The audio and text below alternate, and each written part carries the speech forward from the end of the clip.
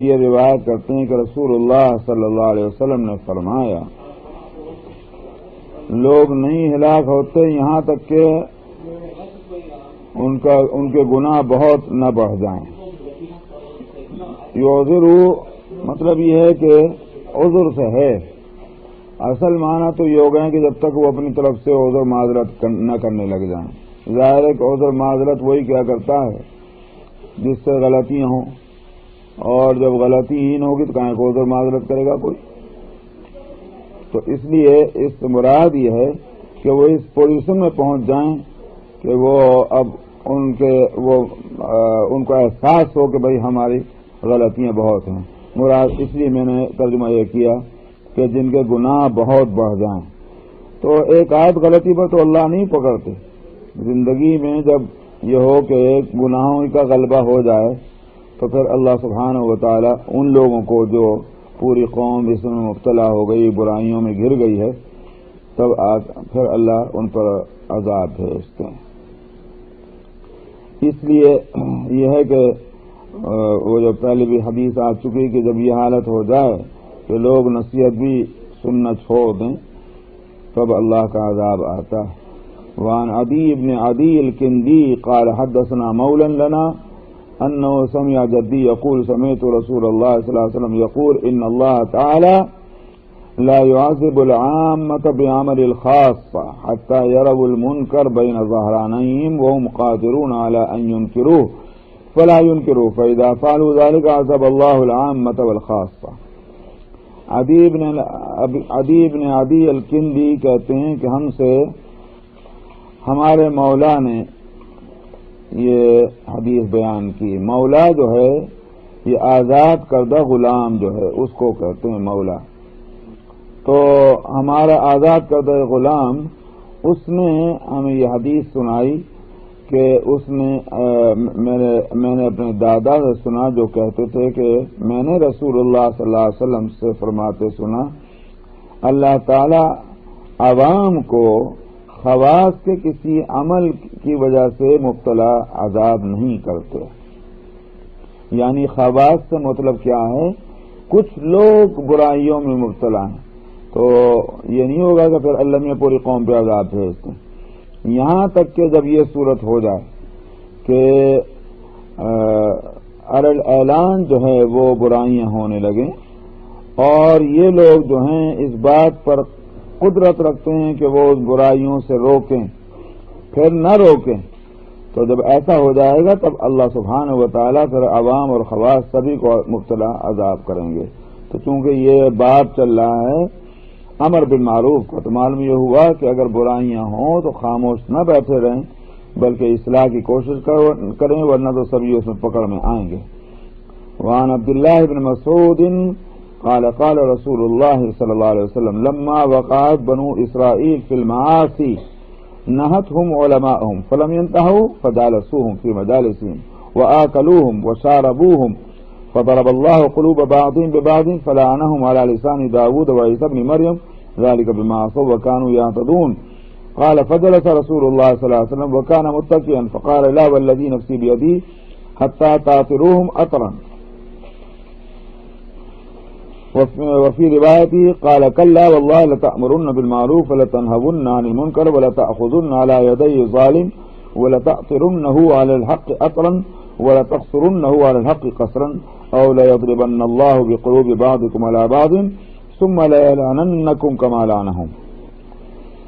عبداللہ بن مسعود رضی اللہ عنہ سے روایت ہے، وہ کہتے ہیں کہ رسول اللہ صلی اللہ علیہ وسلم نے فرمایا جب بنو اسرائیل گناہوں میں مبتلا ہو گئے ان کے علماء نے ان کو روکا، نہ رکے تو اب کیا ہوا؟ فجالسوهم فی مجالسهم، اب انہوں نے جب نہیں رکے وہ تو ابھی ان کے ساتھ اپنا تعلق باقی رکھا، ان کے ساتھ گھلنا ملنا، ان کے ساتھ کھانا پینا سارا بالکل۔ تو اب یہ تھی وہ غلطی، ورنہ یہ کہ زبردستی تو کسی پر نہیں ہوا کرتی کہ بھئی اپنی حد سے آگے بڑھا جائے، بلکہ یہ کہ نصیحت کی جائے۔ اب نصیحت اثر نہیں کر رہی ہے تو اپنے آپ کو بے تعلق رکھا جائے۔ یہ بات کہ چلو نہیں مانتے تو اب کیا کریں بھائی، اب انہی کے ساتھ تو رہنا ہی ہے، لہذا کھا رہے ہیں پی رہے ہیں مل رہے ہیں جل رہے ہیں، تفریح ہو رہی ہیں، سوشل گیدرنگ ہو رہی ہیں، یہ سارا ہو رہا ہے. تو پھر فرمایا کہ فضرب اللہ قلوب بعضهم ببعض، اللہ نے پھر ان کے دلوں پر جو ہے وہ ٹھپا لگا دیا، اب حق نکل گیا ان میں سے اور برائیاں گھر کر گئی. فلعنہم، تو ان پر اللہ نے داؤد اور عیسیٰ ابن مریم علیہ السلام کے ذریعے سے ان پر لعنت بھیجی، یعنی ان پیغمبروں نے ان کو ملعون قرار دیا. ذالک بما عصوا وکانوا یعتدون، یہ اس واسطے کہ انہوں نے نافرمانی کی تھی اور حد سے گزر جانے والے تھے. تو راوی کہتے ہیں کہ رسول اللہ صلی اللہ علیہ وسلم تکیہ لگا کر بیٹھے ہوئے تھے، ٹیک لگا کے، اور یہ سنا کر کے آپ سیدھ ہو کے بیٹھ گئے اور آپ نے فرمایا کہ نہیں، یعنی مطلب یہ ہے کہ نہیں کا مطلب یہ ہے کہ تم جو ہے عذاب سے نہ بچو گے بخدا جب تک کہ تم روکو نہیں، حتی تأتروہم اطرا، تمہیں روکنا ہوگا لوگوں کو برائیوں سے، ورنہ یہ کہ عذاب سے نہ بچو گے. یہ تو ہے ترمذی اور ابو داؤد کی روایت، اور ایک روایت میں یہ ہے آپ نے فرمایا کہ ہرگز نہیں بخدا تم کو ضرور بضرور اچھائیوں کی ہدایت کرنی ہوگی، اور ضرور تم برائیوں سے روکو گے، اور ضرور تم ظالم کا ہاتھ پکڑو گے، اور ضرور تم جو ہے لوگوں کو حق کے مقابلے میں روکو گے، یعنی مطلب حق کے خلاف اگر عمل کر رہے ہیں تو اس سے باز رکھنے کی کوشش کرو گے، اور ان سب کو حق کی طرف گھیر کر لاؤ گے. یا پھر اگر ایسا نہ ہوا تو پھر اللہ سبحانہ و تعالی تمہارے دلوں پر ایک دوسرے کی وجہ سے مار دیں گے، اور پھر تم پر بھی لعنت بھیجیں گے جیسے ان لوگوں پر لعنت بھیجی تھی بنو اسرائیل پر.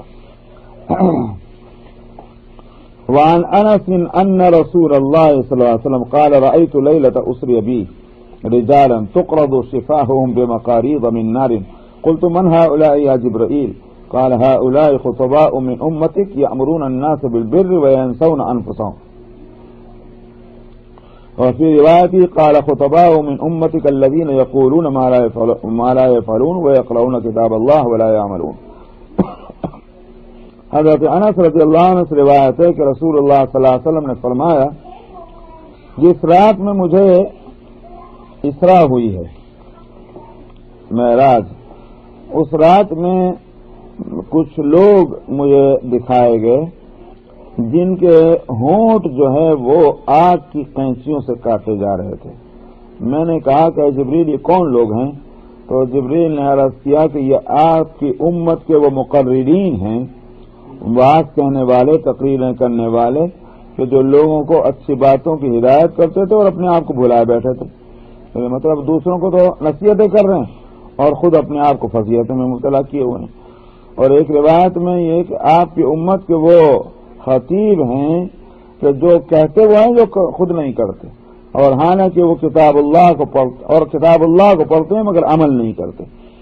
تو معلوم یہ ہوا کہ ڈگریاں جو ہیں بغل میں دبانا یہ نجات کا سبب نہیں بن سکتا. نجات تو اس صورت میں ہے کہ جو علم ہے اس صحیح، اس کے مطابق عمل بھی ہونا چاہیے. تو جب عمل کریں گے اور پھر دوسروں کو نصیحت بھی کریں گے تب یہ بات جو ہے اللہ کے یہاں پسند اور قبول ہوگی. وعن عمار بن یاسر قال قال رسول اللہ صلی اللہ علیہ وسلم انزلت المائدة من السماء خبزا ولحما وامروا الا يخونوا ولا يدخروا لغد فقانوا وادخروا ورفعوا لغد فمسخوا قردة وخنازير.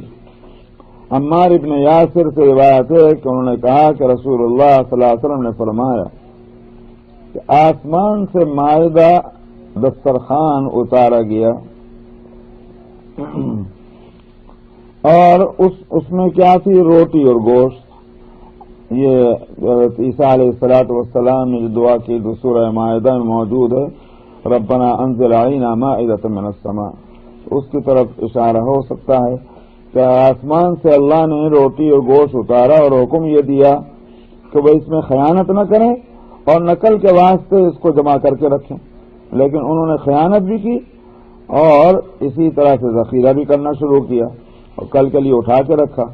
تو پھر اللہ نے ان کو بندر اور خنزیر بنا کے مست کر کے چھوڑ دیا، کیونکہ اللہ کے نے اتنی عظیم ان کو نعمت سے نوازا تھا جو روز ان کو دسترخوان ان کو کھانا دے رہے تھے، آخر پھر کیا ضرورت تھی کہ انہوں نے، یا تو میں نے کہا کہ یہ اس سے مراد وہ ہے کہ جس کا ذکر ہے سورہ المائدہ میں، یا پھر اس سے مراد ہے جو بنی اسرائیل کو میدان تی میں دیا گیا تھا کہ من اور سلوہ، کہ وہ من سے روٹی ٹکیاں بنا لیا کرتے تھے اور سلوہ جو ہے وہ پرندے گوشت، تو ان کو بھی یہ حکم تھا کہ ذخیرہ نہ کر کے رکھیں سوائے جمعہ کے دن کے، کہ جمعہ کا دن تو وہ ذخیرہ کریں کیونکہ سیٹرڈے کو کوئی کام نہیں کرنا، سیٹرڈے کے لیے رکھیں، باقی اور دن کوئی ذخیرہ نہ کریں، مگر انہوں نے جو عادت خراب اس بات سے ذخیرہ کرنا شروع کیا، اللہ نے ان کو بندر و خنزیر بنا دیا۔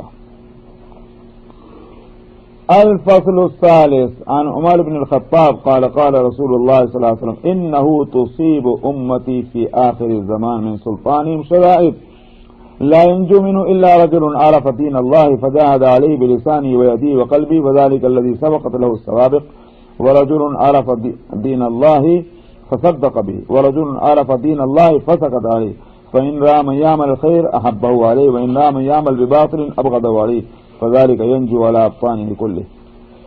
عمر بن الخطاب رضی اللہ عنہ سے روایت ہے، انہوں نے کہا کہ رسول اللہ صلی اللہ علیہ وسلم نے فرمایا میری امت جو ہے آخری زمانے میں ان کے بادشاہوں کی طرف سے سختیاں پہنچیں گی، یعنی بادشاہ ظالم ہوں گے، غیر مخلص اور بے تعلق اپنے یہ کمیونٹی اور قوم کے لوگوں کے حالات سے بس اپنی سیاست پالیٹکس اور ایک دوسرے کے اکھاڑ پچاڑ اور اپنی لذتوں میں محو ہوں گے اور دوسروں کو سختیوں میں مبتلا کریں گے۔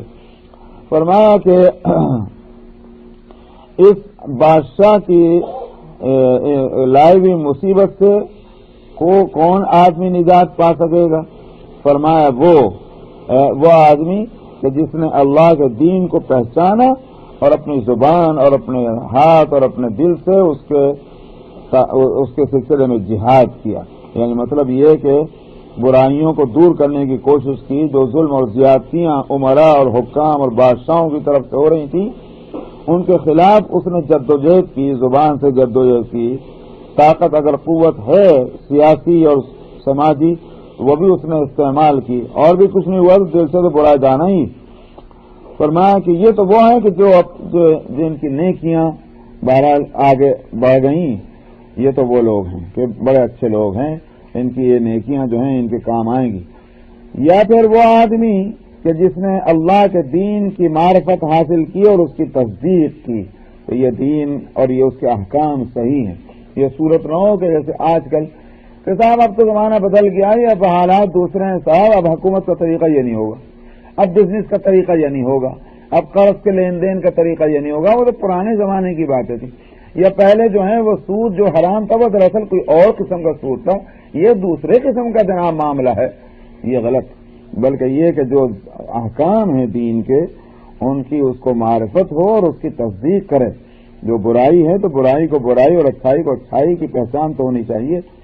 اور فرمایا وہ آدمی بھی کہ جس نے اللہ کے دین کی معرفت حاصل کی اور اسی پر اس نے سکوت اختیار کر لیا، کیونکہ طاقت اور قوت تو ہے نہیں، انہوں نے کہا بھائی ٹھیک ہے میں کیا کروں، میں اپنے اسی دین کی معرفت اور پہچان جو ہے وہ اس پر وہ ٹھہرا ہوا ہے۔ فرمایا کہ اب اس کی حالت یہ ہے کہ اگر کوئی اچھا کام ہوتا دیکھے اس کو پسند آئے، کوئی برا کام ہوتا دیکھے تو وہ اس کو ناپسند کرے، کم سے کم اتنی بات تو اس کو حاصل ہے۔ فرمایا یہی چیز ہے کہ جو اللہ کے عذاب سے ان کو بچانے والی ہوگی۔ یہ تین قسم کے آدمی جو ہیں وہ عذاب سے بچ سکیں گے، ورنہ یہ ہوگا کہ پھر اگر یہ بھی بات نہ باقی رہی اور اپنا گھل مل گئے انہی برائیوں میں لگ گئے کہ جو ان کے بادشاہ اور عمراء کی طرف سے پھیلائی گئی معاشرے میں، سبھی مبتلا عذاب ہوں گے۔ بس جہاں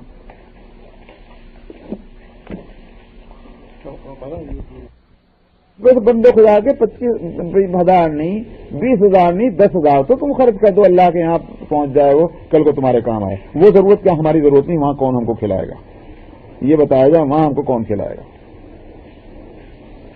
ہے اس کا کوئی جواب؟ بھائی وہ بھی تو ہم کو ہی فکر کرنی نا، اس لیے کہ وہاں میدان ہے وہ تو، جنت کیا ہے میدان ہے. آپ کو بنی بنائی نہیں چیزیں ملیں گی، آپ کو یہاں بیٹھ کر بنانا ہے. جیسے آپ جاتے ہیں کہیں تو آپ یہاں سے بکنگ کرتے ہیں ہوٹل کی، انہوں نے کہا میں نہیں وہاں جا کے دیکھ لیں، پریشانی اٹھائیں گے. آپ کو یہاں سے جو بکنگ کرنی پڑتی تاکہ آپ آرام سے بے فکر ہو کر کے پلین میں بیٹھیں، پلین سے اتریں تو جناب وہ آپ کو دکھاتا ہوگا صاحب عبداللہ سلیم پلیز صاحب عبداللہ سلیم کے رہنے والے موجود ہیں اور پہنچ گئے وہاں. کتنی اچھی بات ہوئی.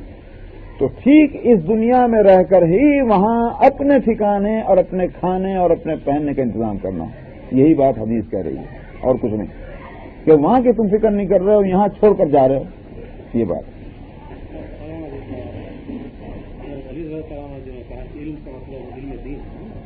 اصل تو وہی بچانے والا ہے. نہیں ویسے تو ہر علم، لیکن اصل وہی ہے. وجہ اس کی کیا ہے اس کو بھی سمجھ لیجئے بات کو. بات یہ ہے کہ جس چیز کا دائرہ فائدے کا جتنا وسیع ہوگا، بات سمجھ آ رہی؟ میں نے کہا جس چیز کے فائدے کا دائرہ سرکل جتنا براڈ ہوگا، اس چیز کی ویلیو اتنی بڑھے گی نہیں بڑھے گی. ایک چیز کا فائدہ بس صرف 1 انچ کے اندر ہے، ایک کا 1 فٹ کے اندر ہے، ایک کا 4 گز کے اندر ہے، کون سی چیز کی ویلیو زیادہ بڑھے گی؟ سمجھا نہیں؟ تو دنیا کے جو علوم ہیں وہ بھی علم ہے اور اللہ کی نعمت ہے، مگر اس کا فائدہ صرف اس دنیا کی زندگی تک ہے. اور علم دین جو ہے اس کا فائدہ اس دنیا میں بھی ہے کہ جس سے انسان بنتا ہے اور آخرت میں بھی ہے، تو اس کا سرکل بڑھ گیا. یہی بات ہے اور کچھ. ورنہ علم تو ہر ایک اللہ کی نعمت ہے، کوئی چھپا نہیں، اس لیے کہ اس نے دیا ہے. اچھا سا وعن ابي هريره قال قال رسول الله صلى الله عليه وسلم ليس الغنى عن كثرة العرب ولكن الغنى غنى النفس. حضرت ابو ہریرہ رضی اللہ عنہ سے روایت ہے، انہوں نے کہا کہ رسول اللہ صلی اللہ علیہ وسلم نے فرمایا مالداری مال کی کثرت سے نہیں ہوا کرتی، بلکہ مالداری اصل میں دل کی غنا کا نام ہے. کنجوس مکھی چوس مالدار کبھی نہیں ہو سکتا. سخی آدمی بے شک مالدار ہے. تو مال کا مقصد کیا ہوا؟ مال کے مقصد کو یہ پورا کر رہا ہے، صحیح طور پر مال کو پہچان کر اس سے فائدہ اٹھا رہا ہے اور اس کا استعمال کر رہا ہے، یہی شخص اصل میں غنی. الفصل الثاني عن ابي هريره قال قال رسول الله صلى الله عليه وسلم من ياخذ عني هؤلاء الكلمات فيعمل بهن او يعلم من يعمل بهن قلت انا يا رسول الله فاخذ بيدي فعد 5 فقال اتق المحارم تكن اعبد الناس وارض بما قسم الله لك تكن اغنى الناس واحسن الى جارك تكن مؤمنا واحب للناس ما تحب لنفسك تكن مسلما ولا تكثر الضحك فإن كثرة الضحك تميت القلب. حضرت ابو ہریرہ رضی اللہ عنہ سے روایت ہے، انہوں نے کہا کہ رسول اللہ صلی اللہ علیہ وسلم نے فرمایا کون ہے جو مجھ سے یہ باتیں لے لے اور ان پر خود عمل کرے، یا پھر اس آدمی کو سکھلا دے کہ جو ان پر عمل کرے. معلوم ہوا کہ عمل والے آدمی کو بھی علم پہنچانا بڑی اچھی بات ہے، تو دوسرے کو علم دینا. اسی واسطے میں ایک بات یاد رکھیے، علم کے 2 درجے ہیں. ایک علم کا درجہ وہ ہے کہ جس پر مجھے عمل کرنا ہے. میں اپنی نسبت سے کہہ رہا ہوں، میرے لیے علم کے 2 درجے ہو گئے. ایک تو وہ درجہ کہ میں خود اس پر مجھے عمل کرنا ہے، ایک درجہ تو وہ ہوا. اور دوسرا درجہ جو ہے وہ ہے میں عمل کروں یا نہ کروں، یہ میرے عمل میں وہ آتا ہو کہ نہ آتا ہو. یہ 2 درجے ہو گئے. مثال میں دیتا ہوں. مثال تو یہ ہے کہ بھئی سیدھی بات کے صاحب ہر مسلمان بحیثیت مسلمان کے اس کو کچھ کام کرنے کے ہیں. نماز کا وقت ہے، نماز پڑھنی ہے، روزہ کا زمانہ ہے، روزہ رکھنا ہے، مال آیا تو زکوٰۃ دینی ہے اور حج کو جانا ہے وغیرہ وغیرہ. یا ایک شخص بزنس مین ہے، بزنس کرتا، تو اب اس کو علم سیکھنا ہے کس چیز کا. نماز پڑھنی تو نماز کا مسئلہ نہیں معلوم ہوگا تو نماز پڑھے گا کیسے؟ علم چاہیے کہ نہیں چاہیے؟ روزے کے مسائل نہیں معلوم ہوں گے تو روزہ صحیح ہوگا کیسے اس کا؟ زکوٰۃ کے اگر مسئلے نہیں معلوم نہیں ہوں گے تو زکوٰۃ ادا کیسے کرے گا وغیرہ. تو ان چیزوں کا علم تو ہے سیکھنا ضروری، کیونکہ یہ ہر شخص کی ضرورت ہے. جب ہر شخص کی ضرورت ہے تو اپنی ضرورت کے بقدر اس کو علم سیکھنا واجب ہے اس کے. سمجھ میں آئے؟ اسی کو کہا گیا طلب العلم فریضۃ علی کل مسلم. یہ درجہ جو ہے بس فرض ہے. اب اپنی ضرورتیں دیکھو، تم جس چیز میں تم لگے ہو اس کا علم تو سیکھنا تمہارے لیے فرض ہو گیا. یہ میں نے وہ جو اس وقت میں نے وضاحت کی ہے یہ میں نے اس سے ہٹا کر کی ہے کہ جن علماء نے یہ بات لکھی ہے فرائض کا علم فرض ہے، واجبات کا واجب ہے، سنتوں کا سنت ہے، میں اس بحث میں نہیں گیا. میں نے کہا جس چیز میں لگا ہوں مجھے عمل کرنا ہے اس چیز کا علم سیکھنا مجھے فرض ہو گیا. آئی بات نہیں؟ میں ایک مثال میں اس لیے میں کہہ رہا ہوں، میں نے بچایا اس بات سے. مثلا میں سنت نماز پڑھ رہا ہوں، سنت نماز پڑھ رہا ہوں، یہ سنت ہے. سنت کس کو کہیں گے؟ میں آگے بڑھ کے اور چھوڑ دیتا ہوں. نفل نماز پڑھ رہا ہوں. چلیے صاحب میں نفل نماز پڑھ رہا ہوں. نفل نماز کا مطلب کیا ہے؟ آپ پڑھیں تو ثواب ہوگا، نہیں پڑھے تو گناہ نہیں ہوگا. ہے کوئی بات نہیں. لیکن یاد رکھیے جب آپ نے نفل نماز کی، اللہ اکبر کہہ لی، اب اس نماز کا پورا کرنا فرض ہو گیا. صحیح. اب بتائیے کہ جب میں نے نفل نماز کی نیت باندھی ہے تو اس سے پہلے مجھے نفل نماز کیا مسئلہ معلوم ہونا چاہیے کہ نہیں ہونا چاہیے تھا؟ اس لیے یوں نہیں کہیں گے کہ نفل کا علم نفل ہے. تو اس لیے میں نے یہ ذرا سا بدلا ہے کہ جن چیزوں کے میں عمل کی مجھے ضرورت ہے ان کا علم سیکھنا میرے لیے فرض ہے، اور جن چیزوں کا تعلق میرے عمل سے نہیں ان چیزوں کا علم سیکھنا میرے لیے فضیلت کی بات ہوگی. لیکن انڈیویجول فضیلت کی بات ہے، پورے بستی والوں کے اوپر سب کے ذمہ فرض ہے. اگر ایک بھی بن گیا فرض ادا ہو گیا، اگر ایک بھی نہیں بنایا اور بنانے کی کوشش کی سب مبتلا ہیں اس میں. تو میں اگر بزنس نہیں کرتا، میں پھر بھی اگر بزنس کے مسائل سیکھتا ہوں، کتاب البیوع پڑھتا ہوں وغیرہ وغیرہ، تو اس کا مطلب کیا ہوا؟ مجھے معلوم ہے کہ میں بزنس نہیں کر رہا ہوں، میرا کوئی پلان نہیں بزنس کرنے کا، لیکن میں بزنس کے مسائل سیکھ رہا ہوں. کیوں؟ ظاہر بات اس کا مطلب کیا ہوا؟ دوسروں کو فائدہ پہنچانا. آئی بات سمجھ میں نہیں؟ یہ علم کا دوسرا درجہ ہے. تو اس کا مطلب کیا ہوا؟ ہر علم اس لیے نہیں سیکھا جاتا خود عمل کرنا ہے، بلکہ آئی بات سمجھ نہیں، بلکہ کچھ علم وہ بھی ہیں جو اس لیے سیکھے جاتے ہیں کہ تاکہ دوسروں تک پہنچایا جائے.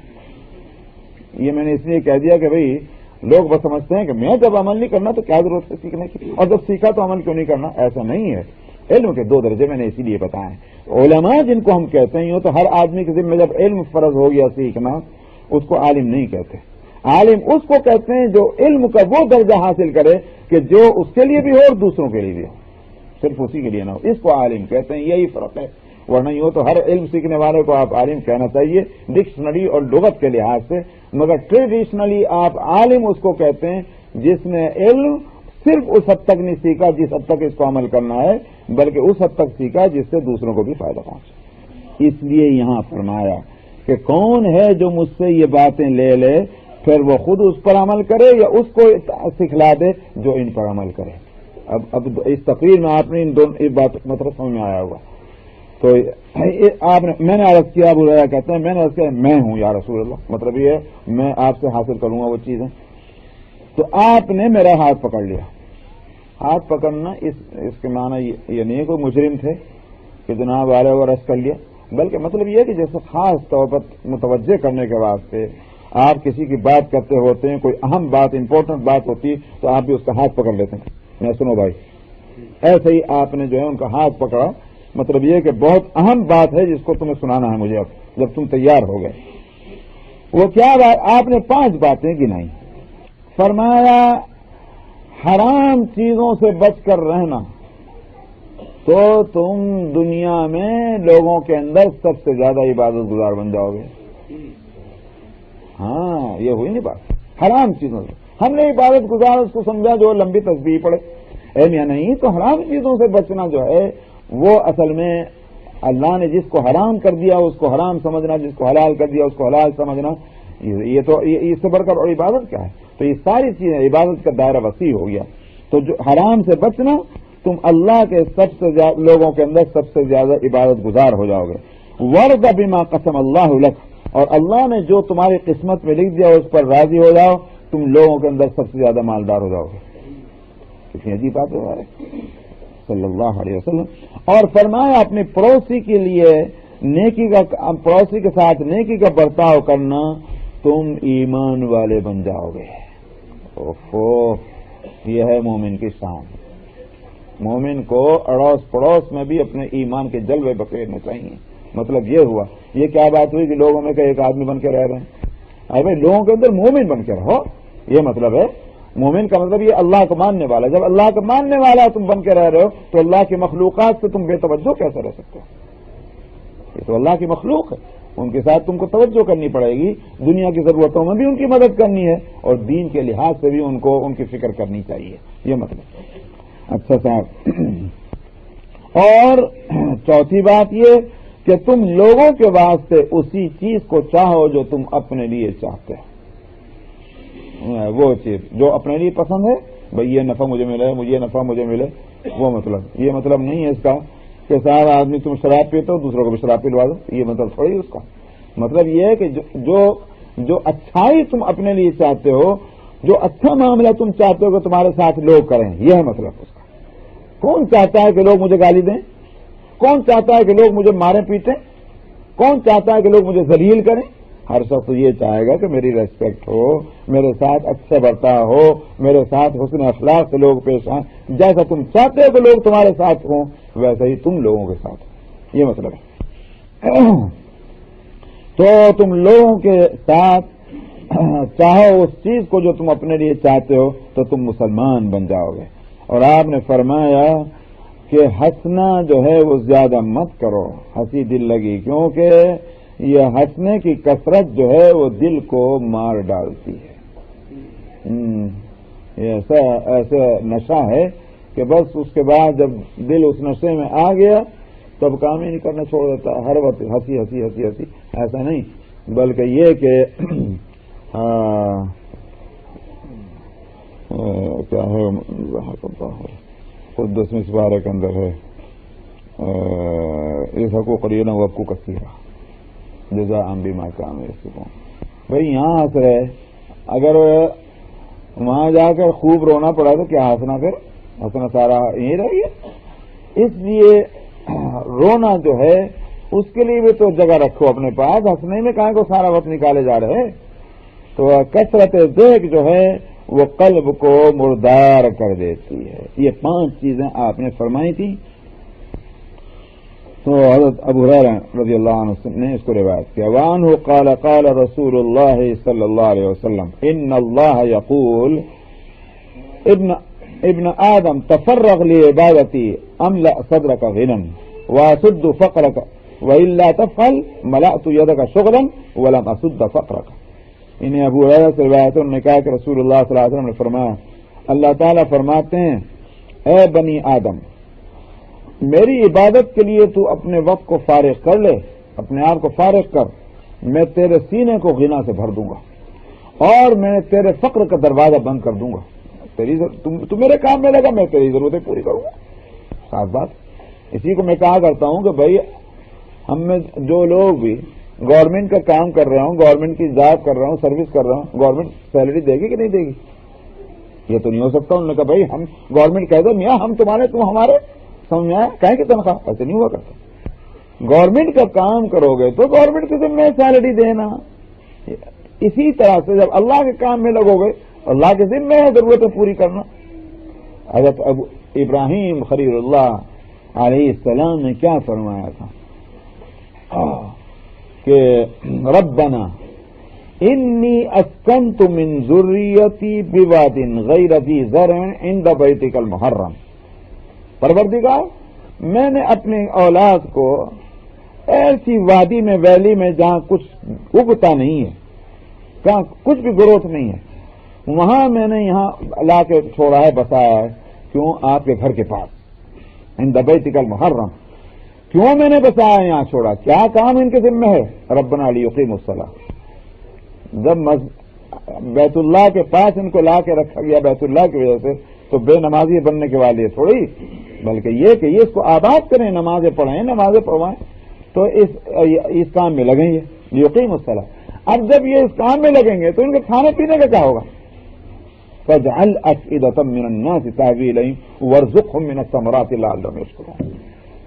یہاں پہ کام میں لگیں گے. اب پروردگار لوگوں کے دلوں کو آپ پھیریے ان کی طرف اور اسی طرح سے ان کو آپ ہر طرح کی چیزیں جو ہیں مہیا کر دیجیے. علماء نے یہی کہا لکھا ہے کہ لوگ جب دین کے کام میں اپنی زندگیوں کو لگا دیں گے تو اس کا مطلب یہ ہوا اللہ اس کی مدد فرمائیں گے. اور اسی لیے یہ بات ہے کہ وہ پھر کیا بولتے ہیں اس پر سیلری اور تنخواہیں لے سکتے ہیں. جائز ہے, اگر سے عبادت پر تنخواہ نہیں لینی چاہیے تھی. بات سمجھ, عبادت پر اجرت نہیں لے سکتے. آپ کہیں کہ میں قرآن شریف ختم کرتا ہوں صاحب مجھے 25,000 دے دیجیے, نہیں ہوتا, ناجائز ہے. کیونکہ یہ کہے کہ صاحب میں اچھا جی میں آج جو ہے صلاۃ الاوابین آج میں پڑھ دوں مجھے 20,000 دے دیجیے, نہیں ہوتا. اس لیے کہ یہ عبادت ہے, عبادت پر اجرت نہیں ہو سکتی.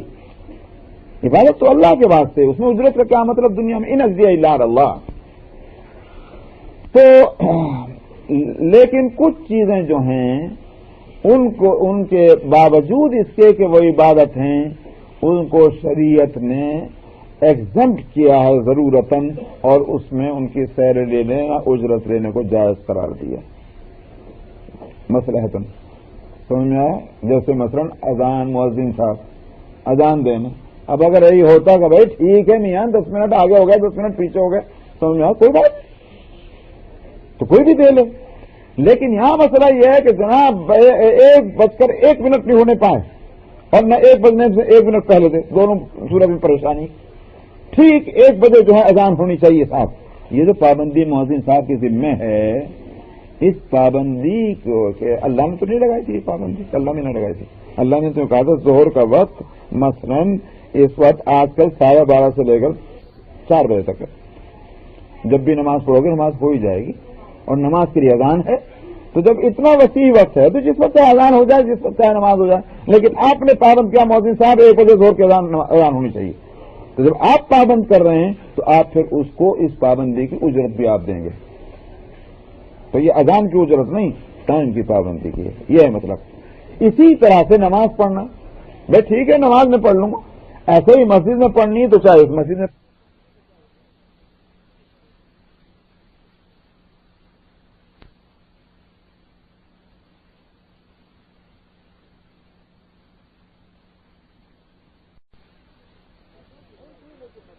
نہیں تھی, لیکن مصلحتوں کی وجہ سے اس میں اس طرح کا اس کا مطلب نکال کر فقہاء نے یہ اجرت کی اجازت دی ہے. تو حاصل یہ ہوا, مطلب تو یہ اچھا دین نے جب اجازت دی تو وہ اللہ کی طرف سے تو ہے, دین تو اللہ کا ہے نا بھائی. تو یہ تو دنیا میں ہے ہوا, لیکن اصل تو برکت اللہ کی طرف سے ہوتی. اور واقعی میں یہ میرا ہماری آنکھوں دیکھی بات ہے. اور یہ نہیں کہ ایک تو یہ ہوتا ہے ایسا تجربہ ہوتا ہے کہ جیسے کرامتیں ہیں بھائی, کسی کے ہر ایک اللہ والے کے پاس کرامتیں ہوتی ہیں, کسی کے پاس ہوگی کوئی کرامت. لیکن یہ وہ میں تجربہ بتا رہا ہوں آپ کو کہ جس میں کوئی کہیں ایگزمپشن اور کہیں جو ہے اس کے خلاف نہیں. یہ عجیب بات, ایسا تجربہ ہے. اور جس کو ہمارا دماغ سوائے ایمان کے, ایمان تو بتا دیتا ہے کہ ہاں یہ ہے, لیکن عقل سے بالکل اس کا کوئی کیا کہنا چاہیے اس کو ایکسپلینیشن کچھ نہیں ہو پاتی, ریزن کچھ نہیں. تجربہ کیا ہے ہندوستان میں نے دیکھا, اور چونکہ میں اتنا زیادہ وہیں چلا پھرا ہوں ہندوستان کے اندر, گاؤں کے اندر, قصبوں کے اندر, شہروں کے اندر, وہاں مسجد ہے صاحب گاؤں میں, اس میں امام صاحب ہیں ایک صاحب جن کے ساتھ 4 بچے ہیں, ان کے اپنے ایک بیوی بھی ہے ان کے ساتھ. ان کو تنخواہ کیا مل رہی, میں اس زمانے کے آج سے مجھے 18 سال یہاں کے ہو گئے, میں اس وقت کی بات بتا رہا ہوں, سمجھ میں اب ہو سکتا ہے اور زیادہ ہو گیا. اس وقت امام صاحب کو تنخواہ کیا مل رہی, 100 روپیہ. سب آدمی جتنے وہاں اس محلے میں رہتے ہیں کوئی اس زمانے کے اندر 500 اور 1000 سے کم نہیں کما رہا ہے, لیکن امام صاحب کی تنخواہ ہے 100 روپے. 4 بچے اس کے ساتھ ہیں, ایک بیوی بھی اس کے ساتھ ہے.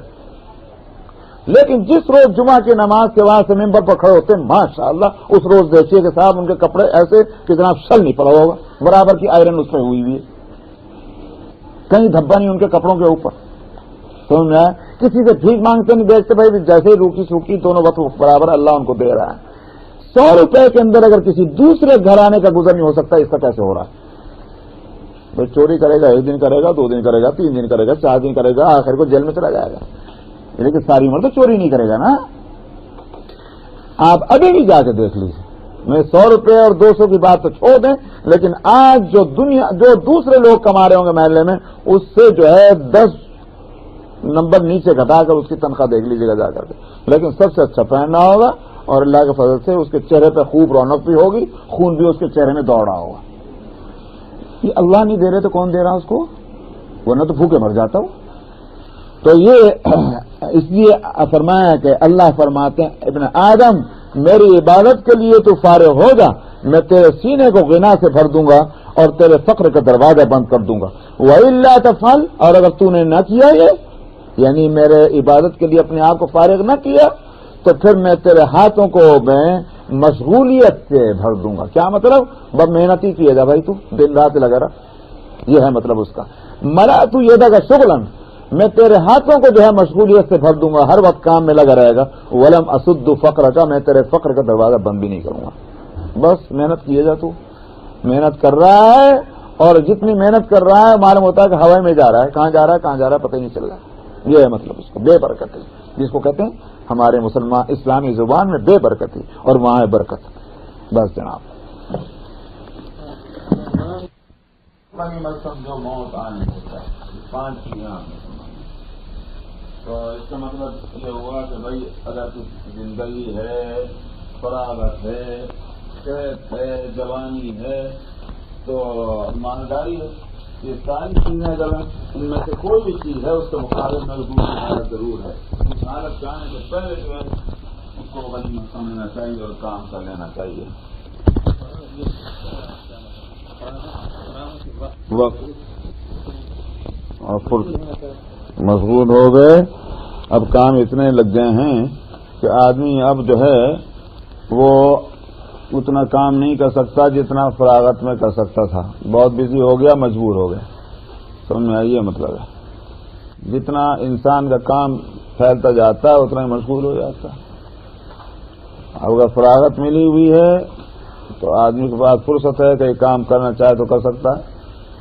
اللہ کی عبادت میں جتنا وقت لگا سکتا ہے, ذکر و شغل میں, تلاوت قرآن میں, وہ جتنا لگا سکتا ہے وہ لگا لے. اگر اس وقت ہے وہ کام نہیں کیا, آگے چل کر کے آپ بزی ہو گئے کسی کام میں, مہمان آ گئے, کسی کی شادی میں جانا پڑ گیا, جاب سے بلاوا آ گیا, کچھ بھی بات ہو گئی, اس وقت ہمارے پاس جو وقت ہے ہم کیوں نہ اس کو یوز کریں. یہ مطلب. وعن ابي هريره عن النبي صلى الله عليه وسلم قال ما ينتظر احدكم الا غنى مطغيا او فقرا منسيا او مرضا مفسدا او هرما مفندا او موتا مجهزا او الدجال فالدجال شر غائب ينتظر او الساعة والساعة ادهى وامر.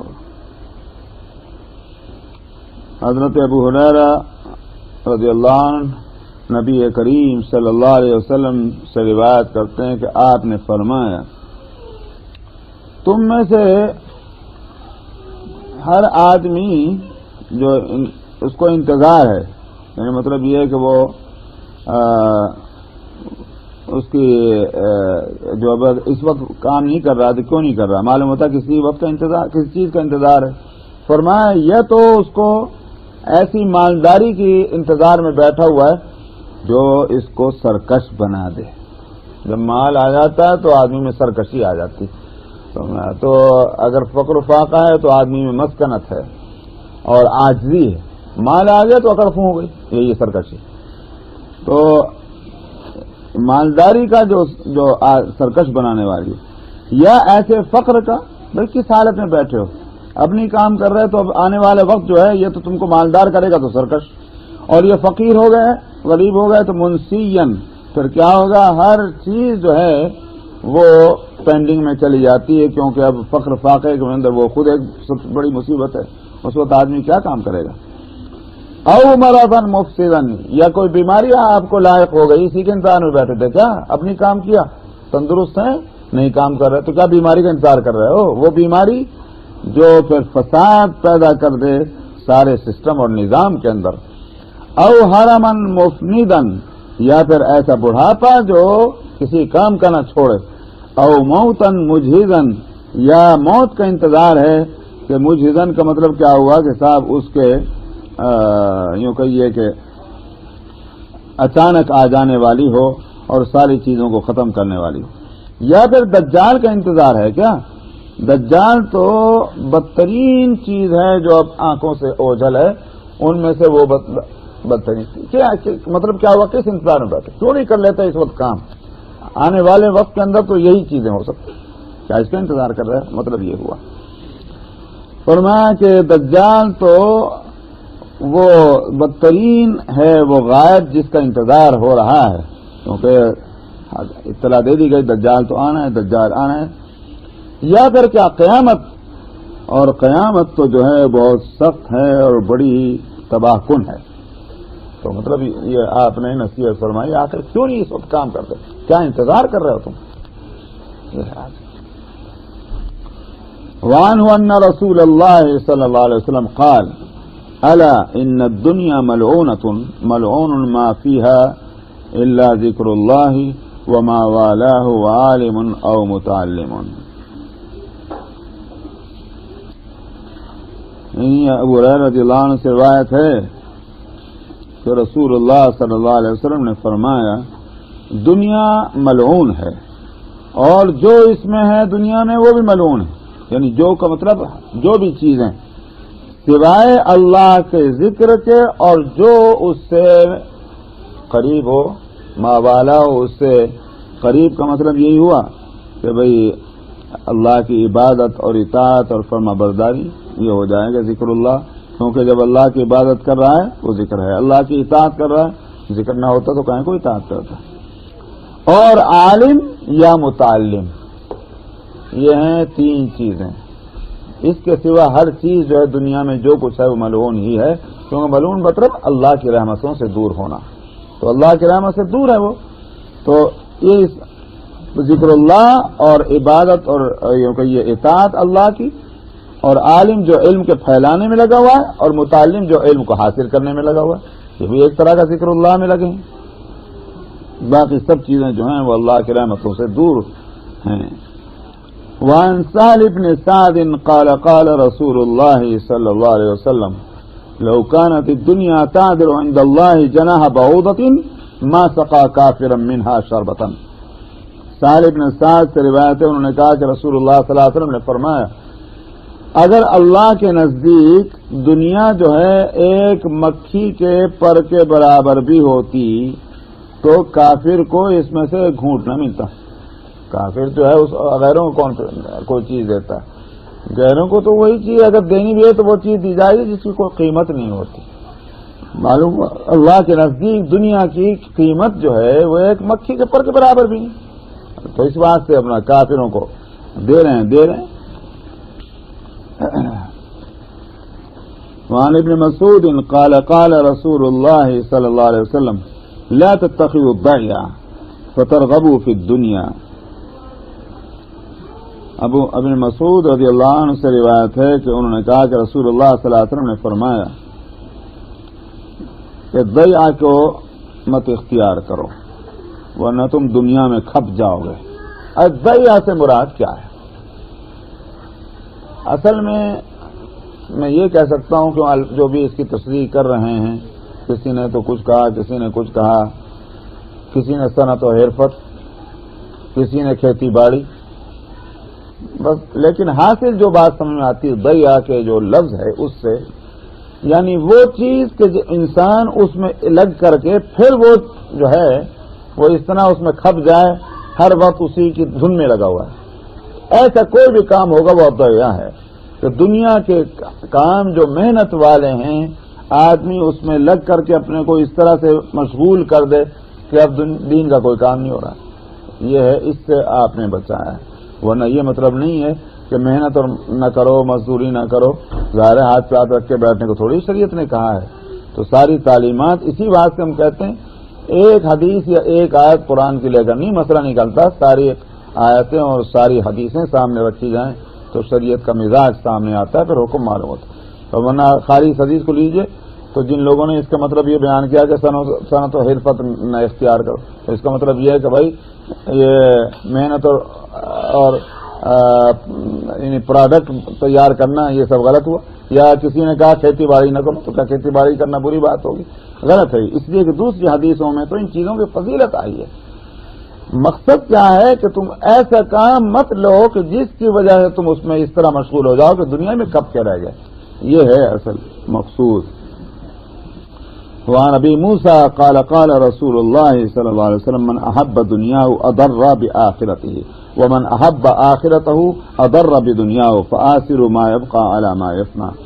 ابو موسیٰ شریف روایت انہوں نے کہا کہ رسول اللہ صلی اللہ علیہ وسلم نے فرمایا جس نے اپنی دنیا کو محبوب بنایا اس نے اپنی آخرت کو نقصان پہنچا دیا، اور جس نے اپنی آخرت سے محبت کی اس نے اپنی دنیا کو نقصان پہنچایا۔ ظاہر بات ہے کہ ایک وقت میں ایک ہی کام ہوگا، اس لیے فرمایا کہ پھر تم ترجیح دے دو اور پرائرٹی دو کس کو؟ وہ چیز جو باقی رہنے والی ہے اس چیز کے مقابلے میں جو فنا ہو جانے والی ہے۔ دو میں سے ایک ہی کام ہوگا، اب دیکھو تم دو میں سے کس چیز کو لینا چاہتے ہو، بس وہی ہے۔ تو جو باقی رہنے والا ہے وہ یہ جو ختم ہو جانے والا ہے۔ ہم جو کچھ دنیا میں محنت کرتے ہیں ہماری محنتوں کے حاصل کیا ہے کہ بھئی اگر ہم ایسی کام کی محنت کر رہے ہیں کہ جو دنیا میں بھی کام آئے اور آخرت میں بھی کام آئے وہ تو بہت اچھی بات، لیکن اگر ہماری محنتیں ایسی ہیں کہ اس کا فائدہ صرف دنیا میں ہی ہے اور جہاں مرے تو ختم، وہی ہے فنا ہونے والی چیز۔ وعن ابی ہریرہ ان النبی صلی اللہ علیہ وسلم قال لعن عبد الدینار ولعن عبد الدرہم، مال کی جو بندگی کرنے والا ہے یعنی ہر وقت اسی میں لگا رہتا ہے وہ فرمایا کہ ملعون ہے۔ وعن کعب بن مالک عن ابی قال قال رسول اللہ صلی اللہ علیہ وسلم ما ذئبان جائعان ارسلا فی غنم بافسد لها من حرص المرء على المال والشرف لدینہ۔ فرمایا وہ کعب بن مالک اپنے والد مالک سے روایت کرتے ہیں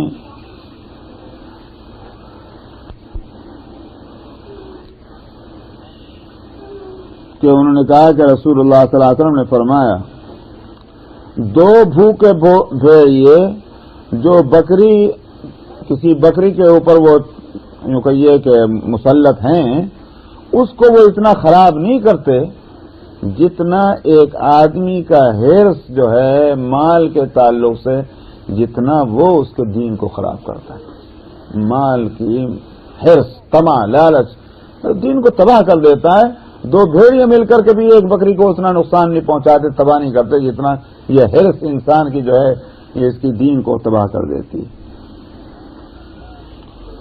وعن خباب عن رسول اللہ صلی اللہ علیہ وسلم قال ما انفق مؤمن من نفقة الا اجر فيها الا نفقته في هذا التراب۔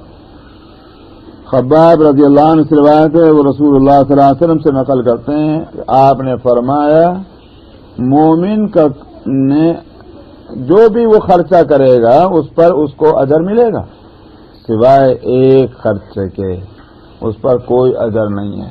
فرمایا وہ یہ مٹی پر خرچ کا مطلب کیا ہوا؟ بلڈنگیں بنانا۔ فرمایا بلڈنگیں بنانا کیا ہے؟ اتبنون بکل ریع آیۃ تعبثون وتتخذون مصانع لعلکم تخلدون، ایسے بنا رہے ہو بلڈنگیں جیسے مطلب ہمیشہ ہمیشہ ہی دنیا میں رہنا۔ تو قرآن نے بھی پچھلی قوموں کے تعلق سے بات کہی، اسی طرح سے یہ بات ہے کہ بھئی بقدر ضرورت اپنی رہائش کا انتظام وہ تو ٹھیک ہے نا سکنا، لیکن صاحب یہ جو ہے ایسے بنا رہے ہو محل کھڑا کر رہے ہو یہ فرمایا اس پر تو کوئی اجر نہیں ہے۔ باقی اور کھا رہا ہے پہن رہا ہے پی رہا ہے اور اپنے بیوی بچوں کو کھلا رہا ہے پلا رہا ہے دوسرے لوگوں کو سب پہ اجر ملے گا بشرطے کہ حلال کمائی اور حلال چیز کھلا رہا ہے۔ تو ہر خرچ پر ایک مومن کو اجر ملے گا سوائے اس خرچ کے۔ وعن انس قال قال رسول اللہ صلی اللہ علیہ وسلم النفقة كلها في سبيل الله الا البناء فلا خیر فيه۔ رسول اللہ صلی اللہ علیہ وسلم نے فرمایا کہ ہر خرچ جو ہوگا وہ فی سبیل اللہ ہی سمجھا جائے گا اللہ کے، کیونکہ اللہ کے حکم سے خرچ ہو رہا ہے۔ آدمی کھا رہا ہے اللہ نے منع تھوڑی کا مت کھانا بلکہ کلو کہا گیا کھاؤ۔ اسی طرح سے اپنے بیوی بچوں کو کھلا رہے ہیں ضرور اس کی ہدایت اللہ نے دی ہے اسی طرح سے غریب و محتاجوں کو کھلا پلا رہے ہیں، ضرور مہمانداری کر رہے ہیں، بہت اچھی بات ہے، یہ سب اللہ کے راستے کے خرچے ہیں، سوائے بلڈنگیں بنانے کے، کیونکہ اس میں کوئی خیر نہیں ہے، کیا فائدہ اس کا؟ آدمی خرچ اتنا زیادہ کرتا ہے کہ اتنا اگر آدمی بچا کے اگر نہیں ہوتا تو جناب کئی کنبے پل جاتے اس کے اندر۔ تو یہ ہے حدیثیں، ان ساری حدیثوں کا مطلب جو ہے یہ بالکل نہ لیا جائے کہ شریعت کا منشا یہ ہے کہ بھائی یہ سب دنیا چھوڑو، لات مارو، آ کے مسجد میں بیٹھ جاؤ، بالکل نہیں، بلکہ مقصد یہ ہے کہ اپنے کو ضرورت سے زیادہ ان چیزوں میں مت کھپاؤ، ورنہ ظاہر ہے کہ محنت کرے گا تو مال آئے گا، تو کیا مال ہی برا ہے؟ مال بری چیز نہیں ہے، قرآن شریف میں اس کو فضل بھی کہا گیا، یہ اللہ کا فضل ہے، تو مال زیادہ ہو یہ بھی برا نہیں ہے، مطلب یہ کہ اپنے آپ کو اس طرح دنیا کے اندر کھپا دو کہ دین سے تم دور ہوتے چلے گئے۔ آج ہماری حالت تو وہی ہے، صاحب ہم نماز وقت نہیں پڑھ پاتے، کیوں؟ کوئی بھی ہو، میں ایک بات کہتا ہوں صاحب، ہم جو مثال کے طور پر بزنس میں اتنے مشغول ہو گئے، بھائی بالکل فرصت نہیں ملی صاحب نماز پڑھنے کی، جہاں پہ ہم اس طرح سے ہیں کہ معلوم ہوتا ہے۔ تو یہ ساری چیزیں جو ہیں اگر دین کو نقصان پہنچا رہی ہیں تو اس پر ہم قناعت کر کے بیٹھ جائیں اور یہ سمجھیں ہاں بھائی ابھی دنیا میں تو رہنا ہے نا، یہ سب کام کرنے، بھائی صحیح بات ہے دنیا میں رہنا ہے کام کرنے، تو دین کی بھی تو ضرورت ہے، اللہ سے بھی تو واسطہ پڑے گا، قیامت میں جائیں گے، آخرت میں ہوں گے، وہاں حساب و کتاب ہوگا، دنیا میں ہم کس کے لیے بھیجے گئے ہیں؟ یہ سارے کام کرنے کے لیے تھوڑے بھیجے گئے۔ یہ ہے اصل مقصد کہ دین کو اصل سمجھو اور اس کے جو تقاضے ہیں ان کی اہمیت کو محسوس کرو، اور اس کے ساتھ جو دنیا تم کما سکتے ہو ضرور کماؤ۔ ایک تو یہ بات ہوئی۔ دوسری بات یہ ہے کہ دنیا کمانے میں بھی اس بات کی رعایت ہونی چاہیے کہ اس میں یہ ضرورت کی چیزیں ہیں، جب ضرورت کی چیزیں ہیں تو جتنی ضرورت جس کی ہوگی وہ اس تک وہ چیز پہنچنی چاہیے۔ میری ضرورت ہے میں کما رہا ہوں، مجھے جتنا کھانا میں لے لوں، باقی ظاہر ہے کہ میں کیا کرتا ہوں، سارے خود ہی تھوڑی کھاتا ہوں، اپنے بیوی بچوں کو کھلاتے کہ نہیں کھلاتے؟ اپنی بیوی بچوں کے بعد سمجھتے ہیں اب کسی کے ہمارے اوپر حق نہیں، ایسا نہیں، ہر ضرورت مند کا حق ہے، اس لیے کہ یہ ضرورت کی چیز ہے، جب ضرورت کی چیز ہے ضرورت والے تک پہنچ جانی چاہیے، یہی ہے وہ بات۔ اسی لیے اس نقطے کو جن لوگوں نے سمجھا مال انہوں نے بھی کمایا۔ عبداللہ ابن مبارک رحمہ اللہ بڑے کبار محدثین میں، اولیاء اللہ میں، علماء میں، فقہاء میں ہیں، یہ جو بھی لسٹ چاہے فقہاء کی تیار کرو عبداللہ ابن مبارک موجود، محدثین کی تیار کرو عبداللہ ابن مبارک موجود، اولیاء اللہ کی تیار کرو عبداللہ ابن مبارک اس میں موجود، ہر ایک کی آپ کتابوں میں دیکھ لیجئے اس میں ان کا نام ملے گا، ایسی زبردست شخصیت گزری ہے۔ تو بہت بڑا بزنس تھا، بہت بڑا کاروبار تھا، آپ دیکھیں یہ بھی اتنا بڑا محدث، اتنا بڑا فقیہ، اتنا بڑا ولی، اور حالت یہ کہ صاحب ان کا جو ہے بزنس بھی چل رہا ہے۔ کیا ہوتا تھا؟ دو میں نے ان کی باتیں کتابوں میں پڑھی ہیں۔ ایک تو یہ کہ اس زمانے میں جو اور بزرگ تھے ان میں ایک تھے حبیب اعجمی، تھے کسی زمانے میں خوب کماتے ماتے سب چھوڑ چھاڑ کر کے آخر لگے وہ اپنے اللہ کی عبادت میں، تو اب کچھ نہیں، نہ کمانا نہ کچھ، مل جا کھا لیا، نہیں تو اللہ کا شکر ہے۔ تو یہ عبداللہ بن مبارک مہینہ دو مہینے میں جو کچھ ہوتا تھا اپنا لے کے وہاں پہنچ جاتے تھے اور ان کے خرچے ورچے کے سارے انتظامات کرتے تھے، اور کہا کرتے تھے کہ اگر حبیب جیسے لوگ نہ ہوں تو عبداللہ کو پھر کمانے کی ضرورت نہیں ہے۔ معلوم ہوا یہ ساری بزنس بیوپار کا مقصد کیا ہوا؟ جو ضرورت مند بیٹھے ہوئے ہیں ان ضرورتوں مندوں کی ضرورتیں پوری کرتے ہیں بھائی جا کر۔ ایک دوسری بات یہ تھی، میں نے ان کے حالات میں یہ بھی پڑھا ہے کہ جب حج کا ارادہ کرتے تو اعلان کرا دیتے کہ بھائی اعلان کر دو بھائی ہم حج کو جا رہے ہیں، جس کو ساتھ جانا ہے وہ اپنے نام لکھا دو۔ تو چنانچہ وہ ظاہر ہے کہ ایک عالم ایسے متقی ایسے پرہیزگار کے ساتھ کون نہیں چاہے گا حج کرنا؟ آج بھی لوگ چاہتے ہیں بھائی کوئی عالم ساتھ ہو تو اچھا ہی رہے گا نا، حج کرنے جا رہے۔ تو عبداللہ بن مبارک کے طرف سے اعلان ہوتا ہے بھائی حج کرنے جاؤ، چل رہے ہیں سب لوگ، بھائی اپنے اپنے پیسے لا کے اکٹھا کر کے دے دو، بس اس کے بعد سارا سامان ہم کریں گے۔ اب لوگ جو ہیں وہ زمانہ جو تھا ظاہر ہے کہ یہ بلز کا تو نہیں تھا، جھوٹے جو ہے نوٹ اپنا چھاپ کے بیٹھ جائیے، اس زمانے میں تو بس سیدھا چاندی اور سکے کی جو کرنسی ہوتی، تو وہ سب لوگ اپنی پٹلیاں باندھ باندھ کے لا کے دیتے، اس پر نام لکھ کے رکھ دیتے تھے، یہ عبداللہ سلیم کا ہے، یہ جناب وہ سعید الدین کا، یہ رضی الدین کا، لکھ کے رکھ دیتے تھے۔ اب جناب وہ حج کے لیے قافلہ چلا۔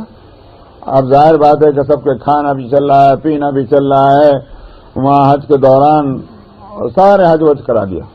اور اس کے بعد سب کو بولتے بھائی دیکھو یہ لے لو پیسے بھی دیتے، اپنے بال بچوں کے واسطے بھی کوئی چیز لے لو، یہاں سے کھجور لے لو اور کچھ لے لو جو ملتا ہے یہاں سے، جاؤ گے وہ سب لے لوا دیتے۔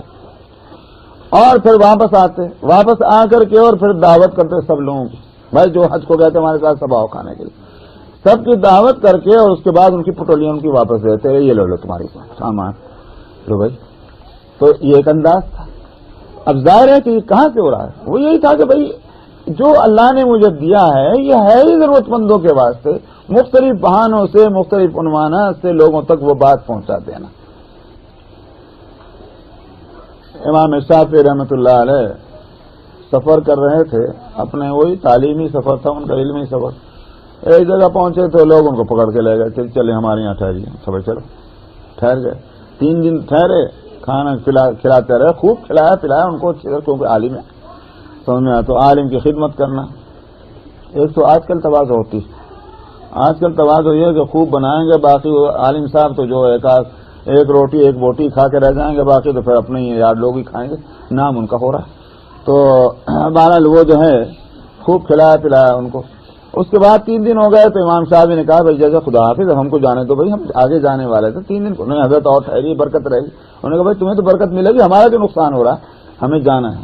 خیر جب چلنے لگے انہوں نے کہا حضرت میرے ساتھ آئیے، تھوڑا سا ایک کام ہے۔ لے گئے کمرے میں تو 2 مٹکے رکھے ہوئے تھے، تو انہوں نے کہا کہ یہ آپ کے لیے۔ انہوں نے کہا بھائی یہ کیا میرے واسطے؟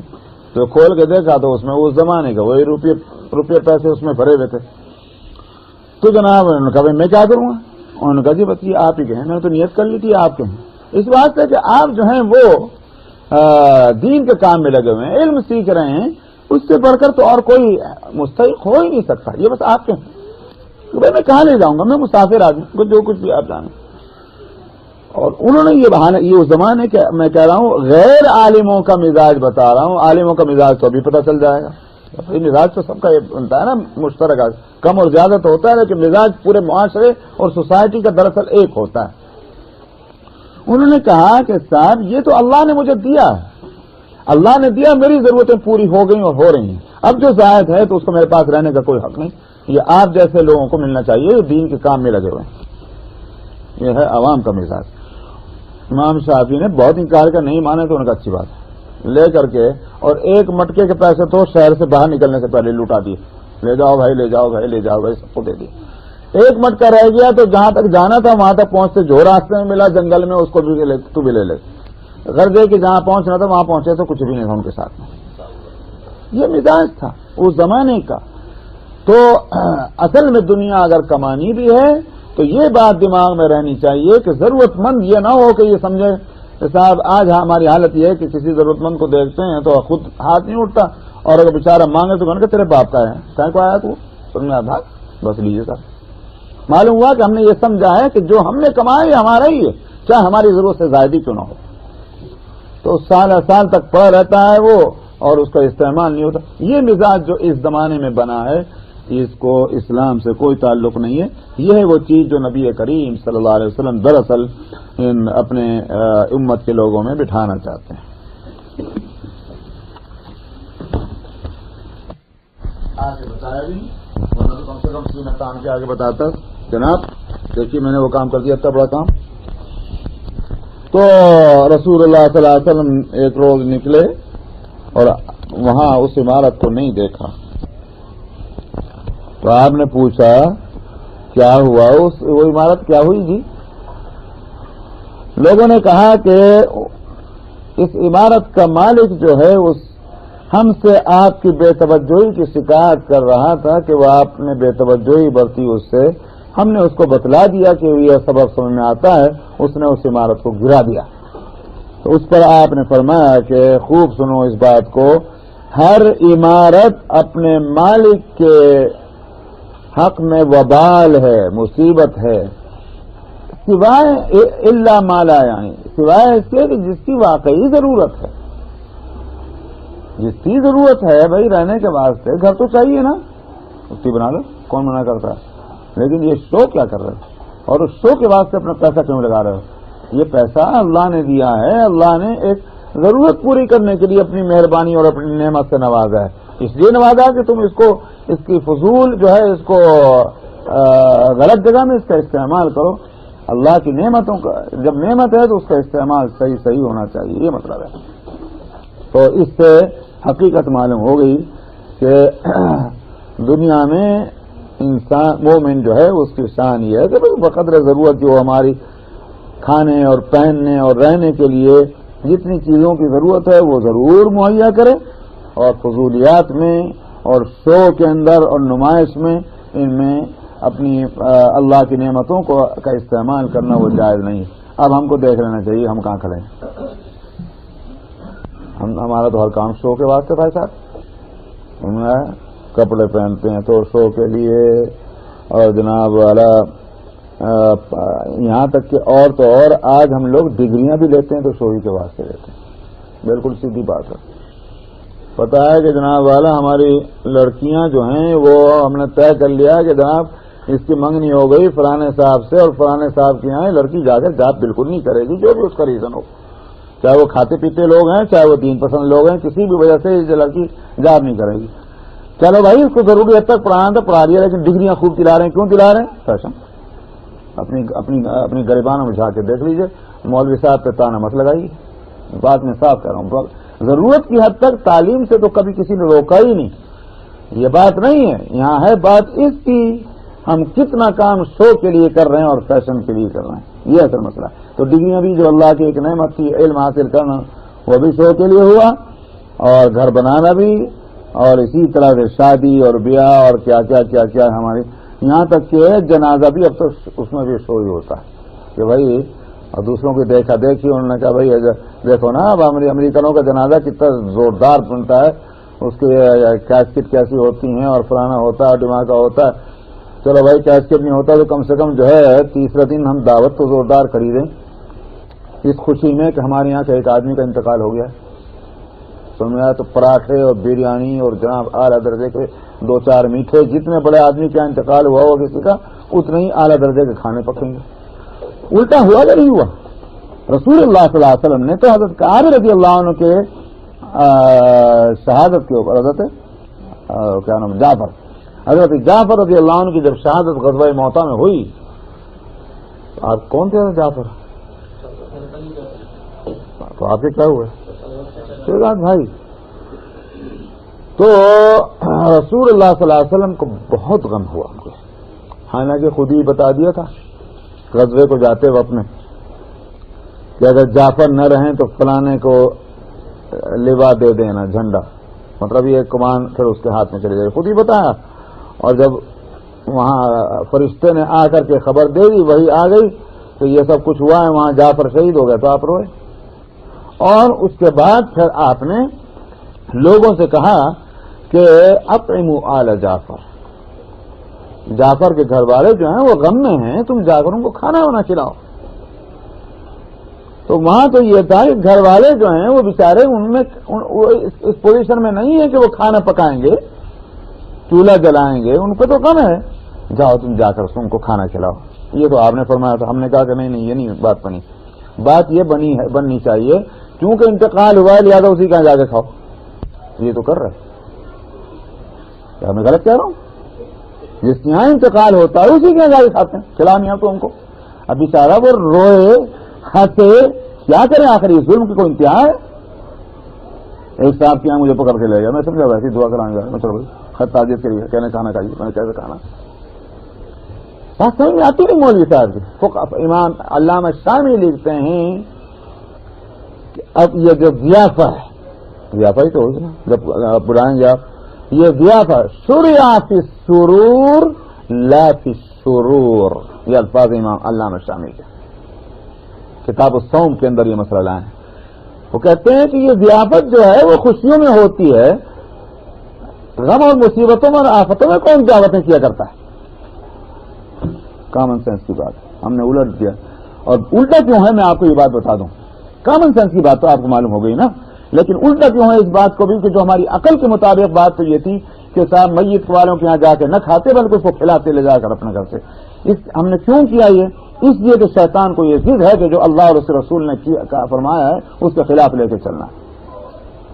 بس اب یہ ہے.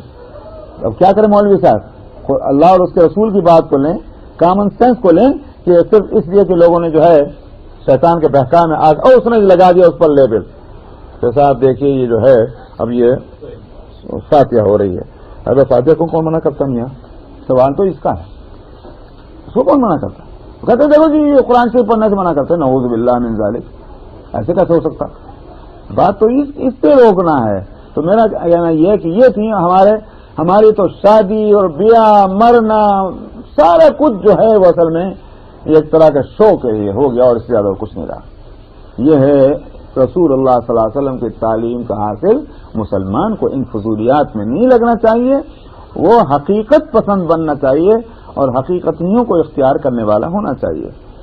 وعن ابی حاشم بن عتبہ قال عهد الی رسول اللہ صلی اللہ علیہ وسلم قال انما يكفيك من جمع المال خادم ومركب في سبيل اللہ. ابو حاشم ابن عتبہ سے روایت ہے, انہوں نے کہا کہ ہم سے رسول اللہ صلی اللہ علیہ وسلم نے عہد لیا ہے. لفظ عہد یاد رکھیے, رسول اللہ صلی اللہ علیہ وسلم نے ہم سے عہد لیا ہے. تو راوی کہتے ہیں کہ یہ آپ نے فرمایا تھا کیا انما یکفیک, تمہارے لیے بس مال میں جتنا روکنا جو ہے وہ کافی ہے. وہ کیا؟ ایک خادم اور ایک سواری. ظاہر خادم ایسے تو نہیں کہ اب خادم اور بعد میں اس کو نکال دو. سواری ایسی چیز تو نہیں کہ اب رکھو چونکہ ہم کو جانا ہے ڈاؤن ٹاؤن, اس کے بعد اس کو نکال دو. رکھنے والی چیز ہے دونوں. تو میں یہ دو چیزیں کی ہم سے عہد لیا کہ یہ دو چیزیں جو ہیں مال روک, جن کو مال ہونے کے باوجود جن کو روک کر رکھ سکتے ہو, وہ دو چیزیں ہیں. ایک تو نوکر, اس زمانے میں غلام ہوا کرتے تھے, ٹھیک ہے غلام رکھ لو. اسی طرح کوئی سواری ہے, ہر زمانے کے لحاظ سے ہر ملک کے لحاظ سے جس سواری کی ضرورت ہے اتنی سواری رکھ لو. تو یہ آپ نے ہم سے عہد لیا. معلوم ہے اسلام یہ نہیں کہتا کہ سب چیزوں کو ٹھوکر مارو اور جناب والا بس اب سواری لے سکتے تھے مگر پیدل پھر رہے, کپڑے پہن سکتے تھے مگر جناب لنگوٹ باندھے پھر رہے, گاندھی بنے ہوئے. یہ کوئی مطلب نہیں ہے. اسلام نے یہ ہرگز نہیں کہا, لیکن فضولیات سے بچانا ہے دراصل. وعن عثمان ان النبي صلى الله عليه وسلم قال ليس لابن آدم حق في سوى هذه الخصال بيت يسكنه وثوب يواري به عورته وجلف الخبز والماء. حضرت عثمان رضی اللہ عنہ سے روایت ہے کہ رسول اللہ صلی اللہ علیہ وسلم نے فرمایا تھا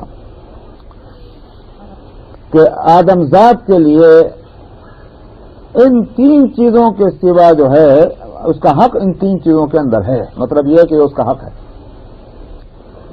ہر انسان کا حق جو ہے وہ تین باتیں ہیں اس کی. کیا؟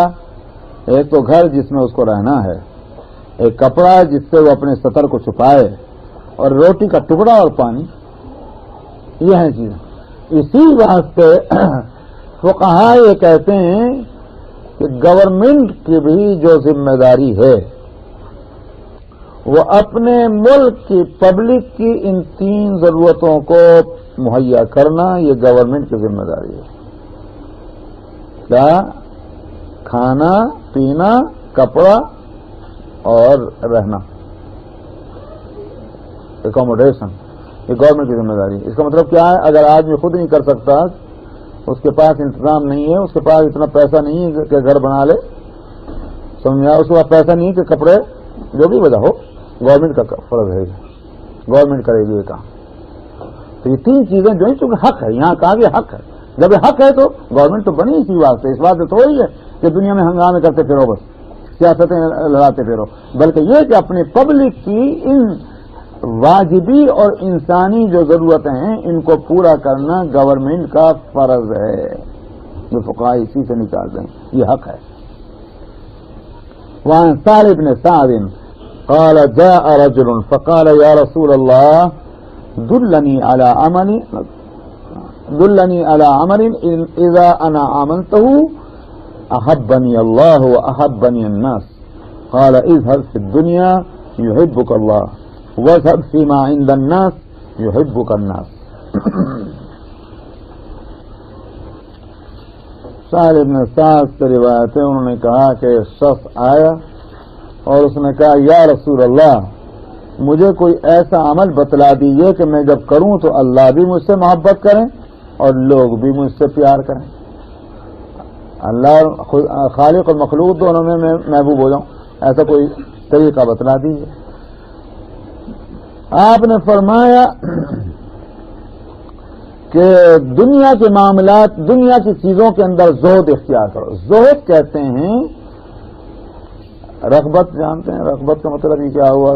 किसी चीज की तरफ अपने ख्वाहिश किसी चीज की होना, ये तो ज़ुहद इसके मुकाबले में है, यानी अपनी ख्वाहिशात जो हैं उनको उधर से हटाना, ये है ज़ुहद।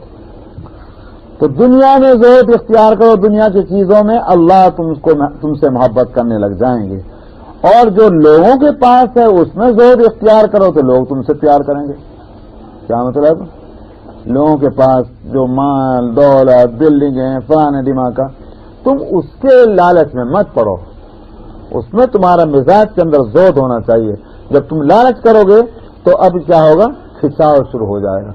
वो कहेगा अच्छा ये मेरे से बढ़ना चाहता है, तो जनाब उन्होंने कहा तुझे तो मैं बढ़ने दूंगा जनाब। वो अब एक दूसरे की जो है ये तनाफुस जिसको अरबी में कहते हैं, ये दौड़ शुरू हो गई है।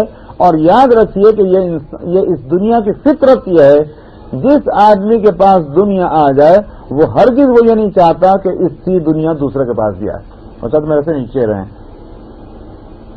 जब उसे पता चलेगा तुमने भी कोशिश शुरू कर दी, उन्होंने कहा अच्छा इसको मैं नीचे दबाऊंगा, तो ये क्या बात हुई? वो उससे फिर मोहब्बत कहां करेगा? वो जहां उसको पता चल जाएगा इसको हमारे उससे कोई सरोकार नहीं भाई, ठीक है, अब लोग उससे ताल्लुक रखते हैं।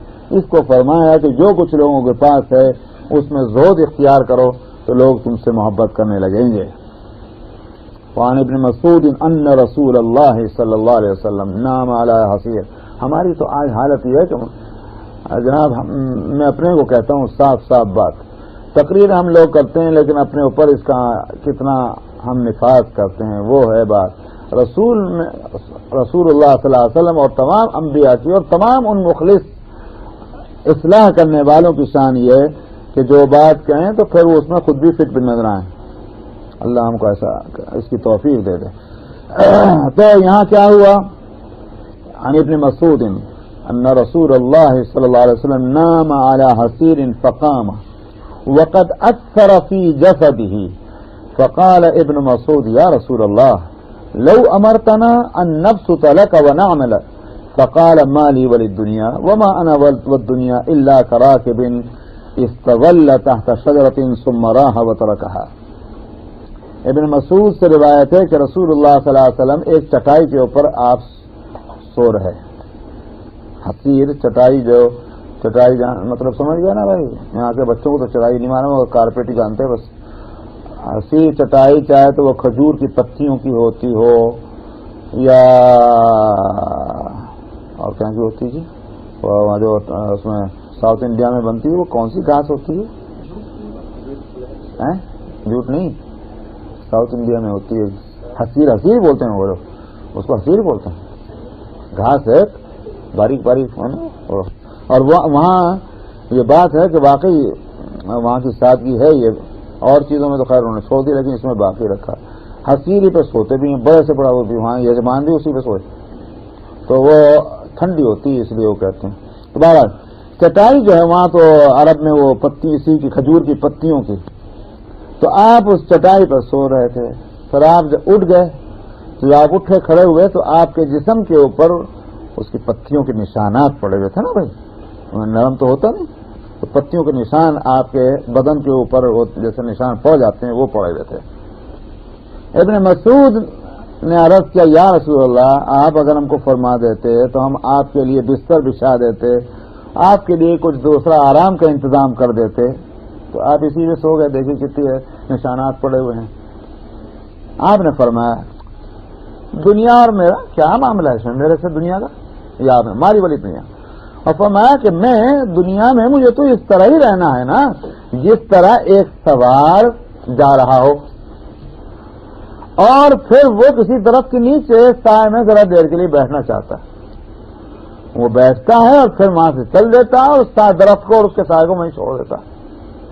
اپنے ساتھ تھوڑی ہی جا رہا ہے. تھوڑی دیر کے لیے اس نے آرام کیا. بس یہی اسی طرح ہم کو رہنا ہے دنیا میں کہ جتنی ضرورت ہے اس کے مطابق آرام کیا، آگے اپنے کام میں لگنا. یہ ہے نبی کی شان. اس کو کہتے ہیں زہد. اسی واسطے علماء کہتے ہیں ترک زہد کا مطلب ترک عمل نہیں ہے. زہد کا مطلب ترک عمل نہیں ہے. کیا مطلب کہ صاحب چاہے ہم کوئی کام نہیں کرتے، کیوں نہیں کرتے، ہم تو زاہد ہیں. واہ واہ، یہ پاگل پن ہے. بلکہ یہ کہ زہد کے معنی یہ ہے کہ اپنی محنت کرو جیسے جیسے اور لوگ محنت کرتے ہیں. محنت کرو، کماؤ. کون منع کرتا ہے کمانے سے؟ اللہ نے اگر صحت دی، تندرستی دی، ہنر دیا ہے تو کیوں نہیں کرو گے؟ ایک آدمی کو جو ہے وہ کنسٹرکشن کا کام کرنا آتا ہے، کہنے لگا آج سے تو میں زاہد ہو گیا، بس اب میں کام ہی نہیں کروں گا. کس نے کہا تم سے؟ غلط ہے. ایک اللہ نے ایک فن اگر دیا ہے تم اس کو استعمال کرو. اس سے جو کچھ انکم ہو وہ بھی لو حلال طریقے پر، اس میں حرام کاری مت کرو، اور اس کو اپنی ضرورتوں پر اپنے بیوی بچوں میں خرچ کرو. لیکن فضولیات پہ مت لے جاؤ اس محنت کی کمائی کو. جو زائد بچے اللہ کے راستے میں اللہ کے بندوں پہ خرچ کر دو. یہ ہے مطلب اس کا. تو اس لیے زہد کے معنی ہرگز غلط نہ سمجھے جائیں. آپ نے اس کے لیے آپ نے فرمایا تھا کہ بھئی یہ ہے میری تو حالت کہ مجھے تو اس طرح سے دنیا میں رہنا ہے. اسی بات سے حدیث میں بھی، دوسری حدیث میں یہاں پتہ نہیں آئے گی کہ نہیں آئی، ایک حدیث میں آپ نے یہی بات فرمائی تھی، کن فی الدنیا کأنک غریب او عابر سبیل. تم دنیا میں اس طرح سے رہو کہ جیسے کہ ایک مسافر ہوتا ہے. تو مسافر کہیں ٹھہرتا ہے، ٹھیک ہے، اتنی حد تک اس کے پاس سامان ہے جتنا اس کو وہاں رہنا ہے. آپ یہ تو نہیں ہوتا کہ 4 دن کے بعد سے آپ سفر کرنے جا رہے ہیں، چاہے آپ چائنا جا رہے ہوں چاہے رشیا جا رہے ہوں. اگر آپ کو 4 دن ٹھہرنا تو 6 مہینے کا تو سامان نہیں لے کے جاتے، 4 دن کے بقدرے لے آئیں. زیادہ زیادہ احتیاط کہ بھائی کیسا نہ ہو 2-4 دن اور ٹھہرنا پڑ جائے تو بھائی اور 4 دن کا رکھ لو. یہ تو یہی کریں گے اور کیا کریں گے. بس یہی ہے اسلام، یہی کہتا ہے. چلیے صاحب.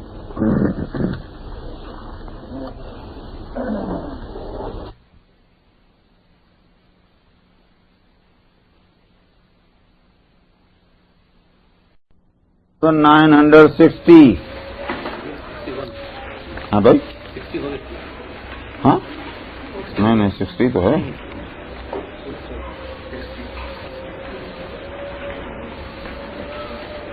بسم اللہ الرحمن الرحیم. وہی کب تک روئے گا میاں؟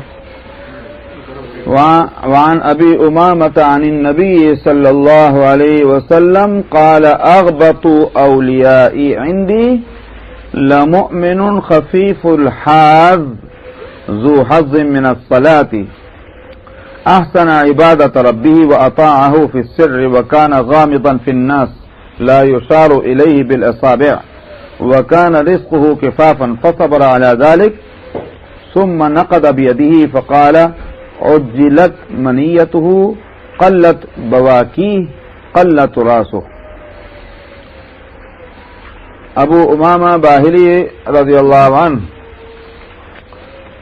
نبی کریم صلی اللہ علیہ وسلم سے روایت کرتے ہیں کہ آپ نے فرمایا، میرے دوستوں میں میرے نزدیک قابل رشک، سب سے زیادہ قابل رشک، یعنی میرے دوستوں سے مراد آپ کے صحابہ جو آپ کے پاس آتے جاتے ہیں، ان میں فرمایا میرے نزدیک سب سے زیادہ قابل رشک جس پر رشک کیا جائے وہ کون ہے؟ فرمایا وہ ایک مومن جو ہلکا پھلکا ہو. میں نے خفیف الحاظ کا ترجمہ ہلکا پھلکا. کیا مطلب ہلکا پھلکے کا؟ مطلب یہ ہے کہ کوئی زیادہ ذمہ داریوں کا بوجھ اس کے اوپر نہیں، نہ کوئی کاروبار کے بکھیڑے بہت زیادہ ہیں، نہ جائیداد پراپرٹی کے بکھیڑے بہت زیادہ ہیں، نہ کوئی فیملی کے مسائل کوئی الجھے ہوئے ہیں. یہ ہے ہلکا پھلکا ہونا. تو آپ وہ کہہ سکتے ہیں بڑی سمپل لائف گزار والا آدمی ہے، سمپل لائف، یہ ہے خفیف الحاظ. ذو حظ من الصلاۃ، نماز میں اس کو لطف لینے والا ہے. حظ اس کے معنی حصے کے بھی آتے ہیں، اور حظ کے معنی جس کو کہنا چاہیے ٹیسٹ، مزہ، ذائقہ، تو یہ بھی معنی ہوتے ہیں. ذو حظ من الصلاۃ، نماز میں، نماز سے اس کو دلچسپی ہے یا نماز کے ساتھ اس کا لگاؤ ہے، اور اپنے رب کی عبادت جو ہے وہ بڑے اچھے طریقے سے کرتا ہے. جب اس کے ذمے بوجھ ہے نہیں کچھ بھی، تو بے فکری ہے. بے فکری ہے تو اب اس کا ذہن کدھر لگا ہے؟ لگی اللہ کی عبادت کے اندر، بڑی دل جمعی کے ساتھ اللہ کی عبادت کرتا ہے. اگر زیادہ بوجھ ہوتا تو اس کا ذہن ادھر ہی الجھ جاتا. کاروبار لمبا چوڑا پھیلا ہوا ہے، ایک تو یہ کہ مطلب اللہ کی دین ہے کسی کو، وہ بات الگ ہے، لیکن آدمی اپنے تمام قوتوں کو، اپنے خیالات اور فکر کو کسی اور کام میں لگا کے اس میں پھنسا کے بیٹھ جائے، وہ ہے مسئلہ. اس سے فرمانا ہے وہ نہیں صورت اس کی. ذہنی لحاظ سے، فکری لحاظ سے اس کی طبیعت پہ کوئی بوجھ نہیں ہے. اب وہ اللہ کی عبادت کو بہت اچھی طریقے سے کر رہا ہے، اور اللہ کی اطاعت اور فرما برداری جو ہے وہ یہ نہیں کہ دکھلاوا، بلکہ یہ کہ چھپ چھپ کر بھی اللہ کی اطاعت کرتا ہے، جو دیکھنے والا کوئی نہیں. تو یہ اس کی حالت ہے. اور فرمایا لوگوں میں کچھ مخفی ہے. کیا مطلب؟ شوشانی، ایسے ایسے کام جان بوجھ کر کرنا کہ لوگوں کو پتہ چلے، یہ نہیں ہے، بلکہ اپنے آپ کو اس طرح دبا کے بھجا کے رکھے ہوئے ہے کہ لوگوں میں کوئی اس کے چرچے بھی نہیں، کہیں اس کے ذکر بھی نہیں ہوتے. بس ایک آدمی ہے، یہ ہے وَكَانَ غَامِضًا فِي النَّاسِ، لوگوں میں وہ مخفی بھی ہے. لَا يُشَارُ إِلَيْهِ بِالْأَصَابِعِ، لوگ اس کی طرف انگلیاں اٹھا کر اشارہ نہیں کرتے. ہوتا ہے نا جب کوئی ذرا بڑا ہوتا ہے آدمی یا بڑا بنتا ہے تو لوگ دیکھیے وہ جا رہے ہیں، صاحب وہ ہو رہا ہے، دیکھیے صاحب ان کا ماں، دیکھیے صاحب انہوں نے یوں کہا تھا. ہر طرف انہیں کی طرف ہاتھ اٹھتے ہیں، کوئی ان کی طرف ہاتھ نہیں اٹھاتا، کوئی اشارہ نہیں کرتا ان کو، اس صاحب کو. وَكَانَ رِزْقُهُ كَفَافًا، اور اس کی روزی اس کی ضرورت کے مطابق ہے. جو اس کو کھانا ہے وہ اس کو مل رہا ہے، جو ضرورت کے مطابق پہننا ہے وہ اس کو نصیب ہے. یہ ہے کفافا. اب کفاف جو ہے اس کے کیا ہے اس کی مقدار؟ تو وہی بات ہوگی کہ اس کی بنیاد بنے گی قرآن شریف کی آیت میں جو فرمایا کلو واشربو ولا تسرفوا، کھاؤ پیو مگر حد سے آگے مت بڑھو. حد سے آگے بڑھنے کے معنی کیا ہے؟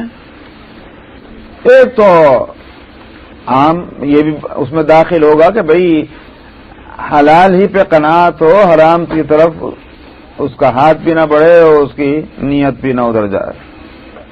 ایک بات حلال بھی ہے تو بھی اس میں یہ نہیں ہے کہ صاحب جب تک کہ دسترخوان پہ اتنی چیزیں نہ سجی بھی ہوں کہ ہاتھ وہاں تک پہنچنا مشکل ہو. آج کل ہم لوگوں دسترخوان ایسے ہوتے ہیں وہاں تک ہاتھ ہی نہیں پہنچ رہا، اتنے جناب کھانے پھیلے پڑے ہوئے. بلکہ یہ جتنا ہے ایک آدمی کو کھانا ہے اتنا اس کے سامنے موجود ہے. اسی طرح سے مقدار کھانے کی بھی، اس میں بھی اسراف نہ ہو. نبی کریم صلی اللہ علیہ وسلم آگے آ رہا ہے، آگے آ رہی تو ایک دوسری اس حدیث کے بعد پہلی حدیث، دوسری حدیث، تیسری حدیث، اس میں آ رہا ہے تو صاحب کتنا کھانا آدمی کو کھانا ہے وہاں معلوم ہو جائے گا. اس سے زیادہ کھائے گا وہ بھی اسراف ہے. تو اس لیے یہ بنیاد بنی. اب جب اسراف نہ ہو بلکہ یہ کہ کھانا جس لیے کھایا جاتا ہے اسی کے لیے وہ کھا کر کے جیے. کیا کے لیے کھاتے ہیں کھانا؟ ذائقے کے لیے، پیٹ بھرنے کے لیے نا. بھوک لگ رہی تو پیٹ بھرے، بس یہی مقصد ہو کہ بھوک ختم ہو جائے، اتنا ہے. اس کو کہتے ہیں رزق کفاف. کیا مطلب ہوا کہ صاحب نہ تو بھوک کی بےتابی جس سے پریشان ہے آدمی، اور نہ اتنا کہ ڈکارے لیے چلے جا رہا ہے. یہ ہے رزق کفاف. فصبر علی ذلک، اور اس پر وہ اس سے صبر ہے، جماؤ ہے اس پر طبیعت میں اس کے. یہ ہے وہ مومن. فرمایا کہ سب سے زیادہ قابل رشک یہ شخص ہے. کوئی جھگڑا ہی نہیں اس کے پیچھے. ساری جو بھی اس کے اندر اللہ نے صلاحیت دی ہے سوچنے کی، فکر کرنے کی، ارادہ کرنے کی، وہ سب جو ہے اچھے کام میں لگ رہی ہے. وہ دنیا بھر کے جھگڑے ہیں ہی نہیں اس کے پیچھے. جیسے شاید میں نے کبھی سنا ہوگا حضرت ایوب علیہ السلام جو تھے پیغمبر، آپ کو معلوم ہے کہ ان پر اللہ نے ایک آزمائش رکھی، اور جو نعمتیں تھیں مال و دولت کی، جائیداد کی، پراپرٹی کی، غلام، نوکر، چاکر، اولاد، بیوی، بچے، سب خوب تھا. اللہ نے دیا، خوب دیا. اور اس کے بعد جب اس کھینچا تو خوب کھینچا. حضرت ایوب علیہ السلام کو کہ صاحب جائیداد پراپرٹی تباہ ہو گئی، غلام وغیرہ سب جو ہیں وہ مرمرا گئے، اور بچے سب تباہ. اور پھر جو ہے تو ہر ایک چیز کے موقع پر کوئی شکوے، شکایت، پریشانی کچھ نہیں. اطلاع ملتی ہو گیا اچھا بھائی اللہ کی مرضی یہی ہوگی. ٹھیک ہے الحمدللہ، اللہ نے ایک چیز دی تھی، ایک ذمہ داری ہم کو دی تھی، ہم اس میں لگے ہوئے تھے. اب اللہ نے جب اس سے فارغ کر دیا، ہم اب اللہ کی بات اور کر لیں گے. ہر نعمت کے چھننے پر ان کی طرف سے یہی بات تھی. اچھا بھائی اب ہمارا وقت اس میں لگتا تھا، اب وہ چیز نہیں رہی ہمارے پاس، اب ہم وہ وقت اللہ کی عبادت میں اور لگا دیں گے. بڑھتا ہی رہا. یہ ایک عجیب بات ہے. دنیا کی چال جو ہے اس سے ہٹ کریں بات. اور یہی دکھانا تھا پیغمبر کے ذریعے سے کہ دیکھو کتاب میں لکھ دینا تو کوئی بات نہیں، کتاب میں لکھ دیجیے. آپ سوال پریکٹیکل ہے کہ نہیں؟ پریکٹس میں آ سکتی ہے کہ نہیں آ سکتی؟ تو پیغمبر ہی تو مرکز ہیں اس بات کے کہ جو حق ہے اس کی تفسیر کیا ہے، اس کی ایکسپلینیشن کیا ہے، عمل سے پیغمبر بتاتا ہے. جس چیز کو حق کہا جاتا ہے وہ اس حق کی وضاحت کی ہے، وہ اپنے عمل سے بتاتا ہے. ایوب علیہ السلام نے اپنے عمل سے یہ ساری چیز بتا دی کہ راضی برضا رہنے کے معنی کیا ہوتے ہیں. کیا یہ معنی ہوتے ہیں کہ جب تک میٹھی میٹھی ملتی ہے کہ ہاں اللہ میاں آپ میرا، اللہ میاں میں آپ کا بندہ، اور جب اللہ میاں نے کہیں ٹائٹ کر دیا تو شکوے شکایت شروع ہو گئے، میں ہی رہ گیا تھا، کیا میں نے آپ کا بگاڑا تھا اللہ میاں، تب شکوے ہو رہے ہیں. تو یہ بات جو ہے کیا بندے کے لیے یہ مناسب ہے؟ کچھ چاہیے اس کا؟ اللہ کے اوپر کوئی حق تھا جو اللہ نہیں دے رہے ہیں کہ شکوے کرتے ہو؟ اب یہ بات جو کتابوں میں لکھ دیجئے، قرآن ہو کہ تورات ہو کہ انجیل ہو کہ بائبل ہو کہ زبور ہو، یا لیکن اس کا عملاً کہیں وجود نہ ہو، تو یہ تو کہا جائے گا کہ بھئی وہ چیز ہے جو کتابوں میں تو ہے لیکن وہ پریکٹس میں نہیں آ سکتی.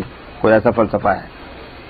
اس لیے انبیاء علیہ السلام کو اللہ نے اسی لیے بھیجا ہے تاکہ وہ اپنے عمل سے بتلائیں.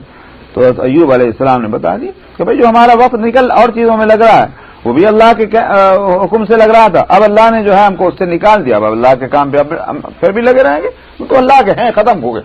یہ تھی بات. تو اس لیے فصبر علی ذلک کے معنی یہ اس پر اس نے صبر کیا ہوا ہے اس حالت کے اوپر. پھر نبی کریم صلی اللہ علیہ وسلم نے اپنے ہاتھ سے چٹکی بجائی. دیکھا آپ نے یہ ایسے یہ آپ نے چٹکی بجائی. ثم نقض بیدیہ، اور فرمایا جلدی سے اس کی موت بھی آ جاتی ہے. کیا مطلب ہے؟ کوئی جھگڑا ٹنٹا کوئی نہیں ہے نا، تو آسانی کے ساتھ اس کی موت بھی آ گئی. چلو بھائی، ایک آدمی زیادہ سارا سامان والا ہو تو اس کا سفر بھی مشکل ہوتا. یہ اٹھاؤ وہ اٹھاؤ، سمجھ میں آیا اب جناب یہ بیگ نہیں اٹھ رہا وہ بیگ نہیں اٹھ رہا، ایک مصیبت، پسینے پسینے ہو رہے ہیں، اور جس کے ساتھ ایک ہلکا سا بریف کیس اٹھے جہاں سے بھاگ جاؤ میاں، اس کو سفر کرنے میں کیا دقت ہے؟ اس کے ساتھ کوئی علت نہیں ہے، آسانی سے آ گئی، اجلت منیت ہوئی، اس کی موت جلدی سے۔ قلت بواکی، رونے والیاں بھی کم ہیں۔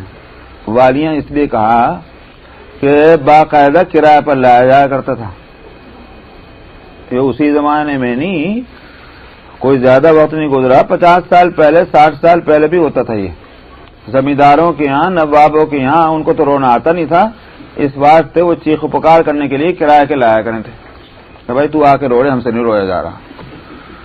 تو یہ ہے فرمایا قلت بواکی، رونے والیاں کم، اور قلت راسو، اس کی میراث اور وراثت بھی کم۔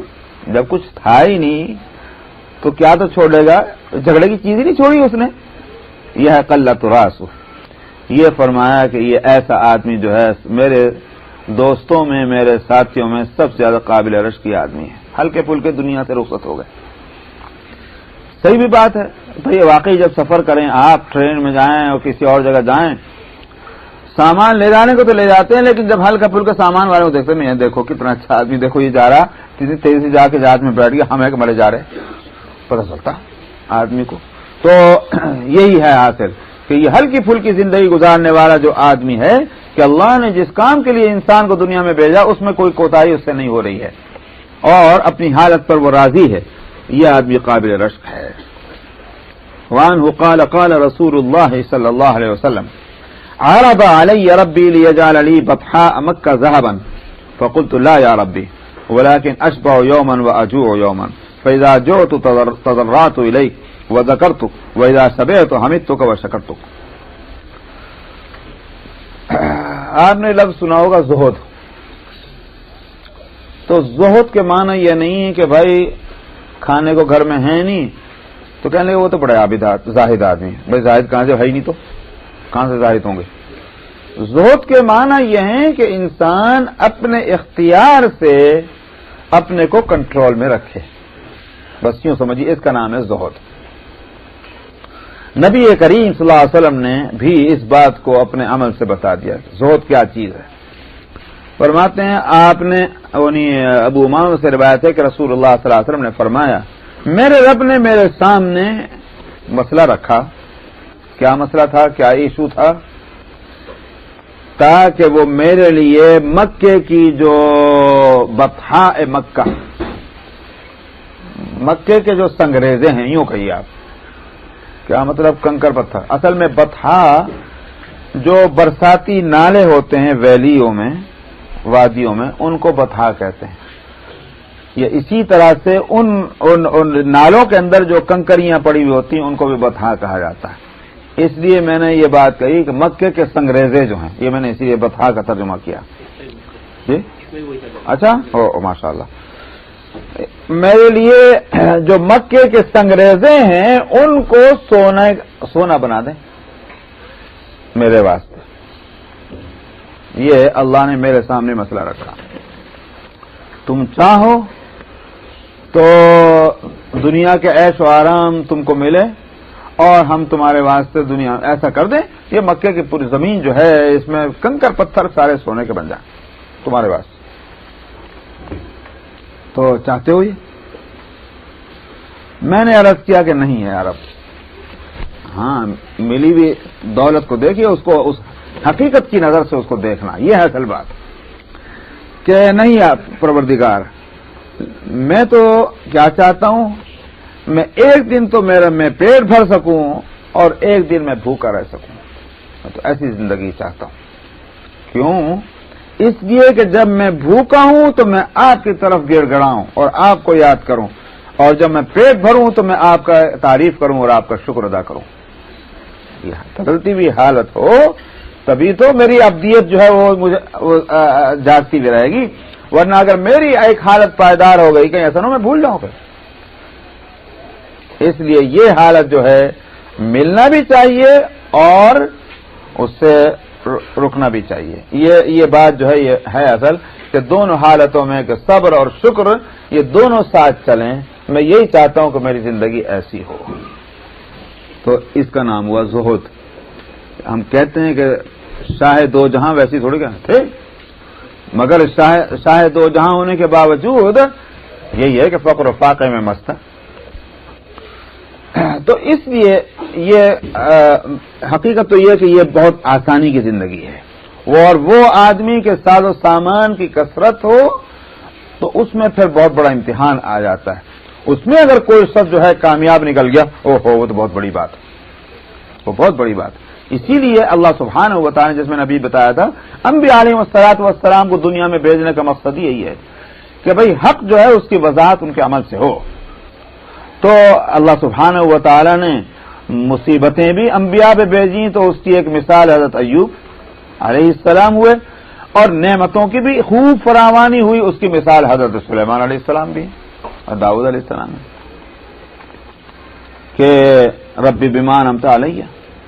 وہی کیا اس میں ہے کہ مجھے قد آتیتنی، اس میں سلیمان علیہ السلام نے کہا مجھے وہ ملک ایسی مملکت عطا فرما کہ جو میرے بعد کسی کو نہ ملی. کیا ہے جی؟ خیر، ملک لا ينبغی لأحد من بعدی، ایسا ملک ایسی حکومت عطا فرما کہ میرے بعد نہ ملے کسی کو. تو اللہ نے سلیمان علیہ السلام کو دے دی، ایسی دی کہ واقعی کسی کو نہ اگلوں کو نہ پچھلوں کو ملی نہیں.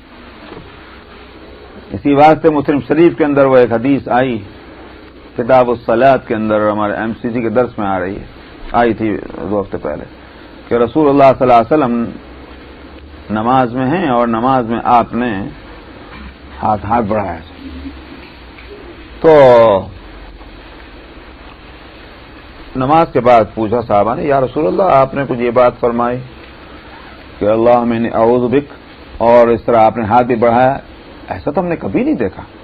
آپ نے فرمایا وہ شیطان آیا تھا، آگ کا انگارہ لے کر میرے منہ پہ مارنا چاہتا تھا، تو میں نے اس کو پکڑنا چاہا، اور میں اس کو پکڑ لیا تھا میں نے، مگر پھر مجھے یاد آیا، اور فرمایا کہ میں تو سوچا تھا اس کو اس ستون سے باندھ دوں، پلر جو ہے مسجد کا، اگر میں اس کو اس سے باندھ دیتا تو صبح کو تم اس کو آ کے دیکھ لیتے. اور ایک روایت میں مدینے کے بچے جو ہیں وہ بھی آ کے اس سے کھیلتے اس کے ساتھ. لیکن فرمایا کہ مجھے یاد آ گیا سلیمان علیہ السلام، میرے بھائی سلیمان کا یہ قول کہ خداوندہ مجھے ایسی حکومت عطا فرما کہ میرے بعد کسی کو نہ ملے، میں نے چھوڑ دیا اس کو. تو یہ اللہ نے نعمت بھی دی تو پیغمبر کو ایسی دی، لو بھائی اس کی مثال لے لو، اور مصیبت بھی دی تو پیغمبر کو ایسی دی، لو بھائی اس کی مثال لے لو. دونوں صورتیں رکھی ہیں تاکہ صبر اور شکر جو ہے وہ اس کے آداب معلوم ہو جائیں. وعن عبید اللہ ابن محصن قال قال رسول اللہ صلی اللہ علیہ وسلم من اصبح منکم آمنا فی سربه او فی سربه معافا فی جسده عنده قوت یومه فکأنما حیزت له الدنیا بحذافیرها.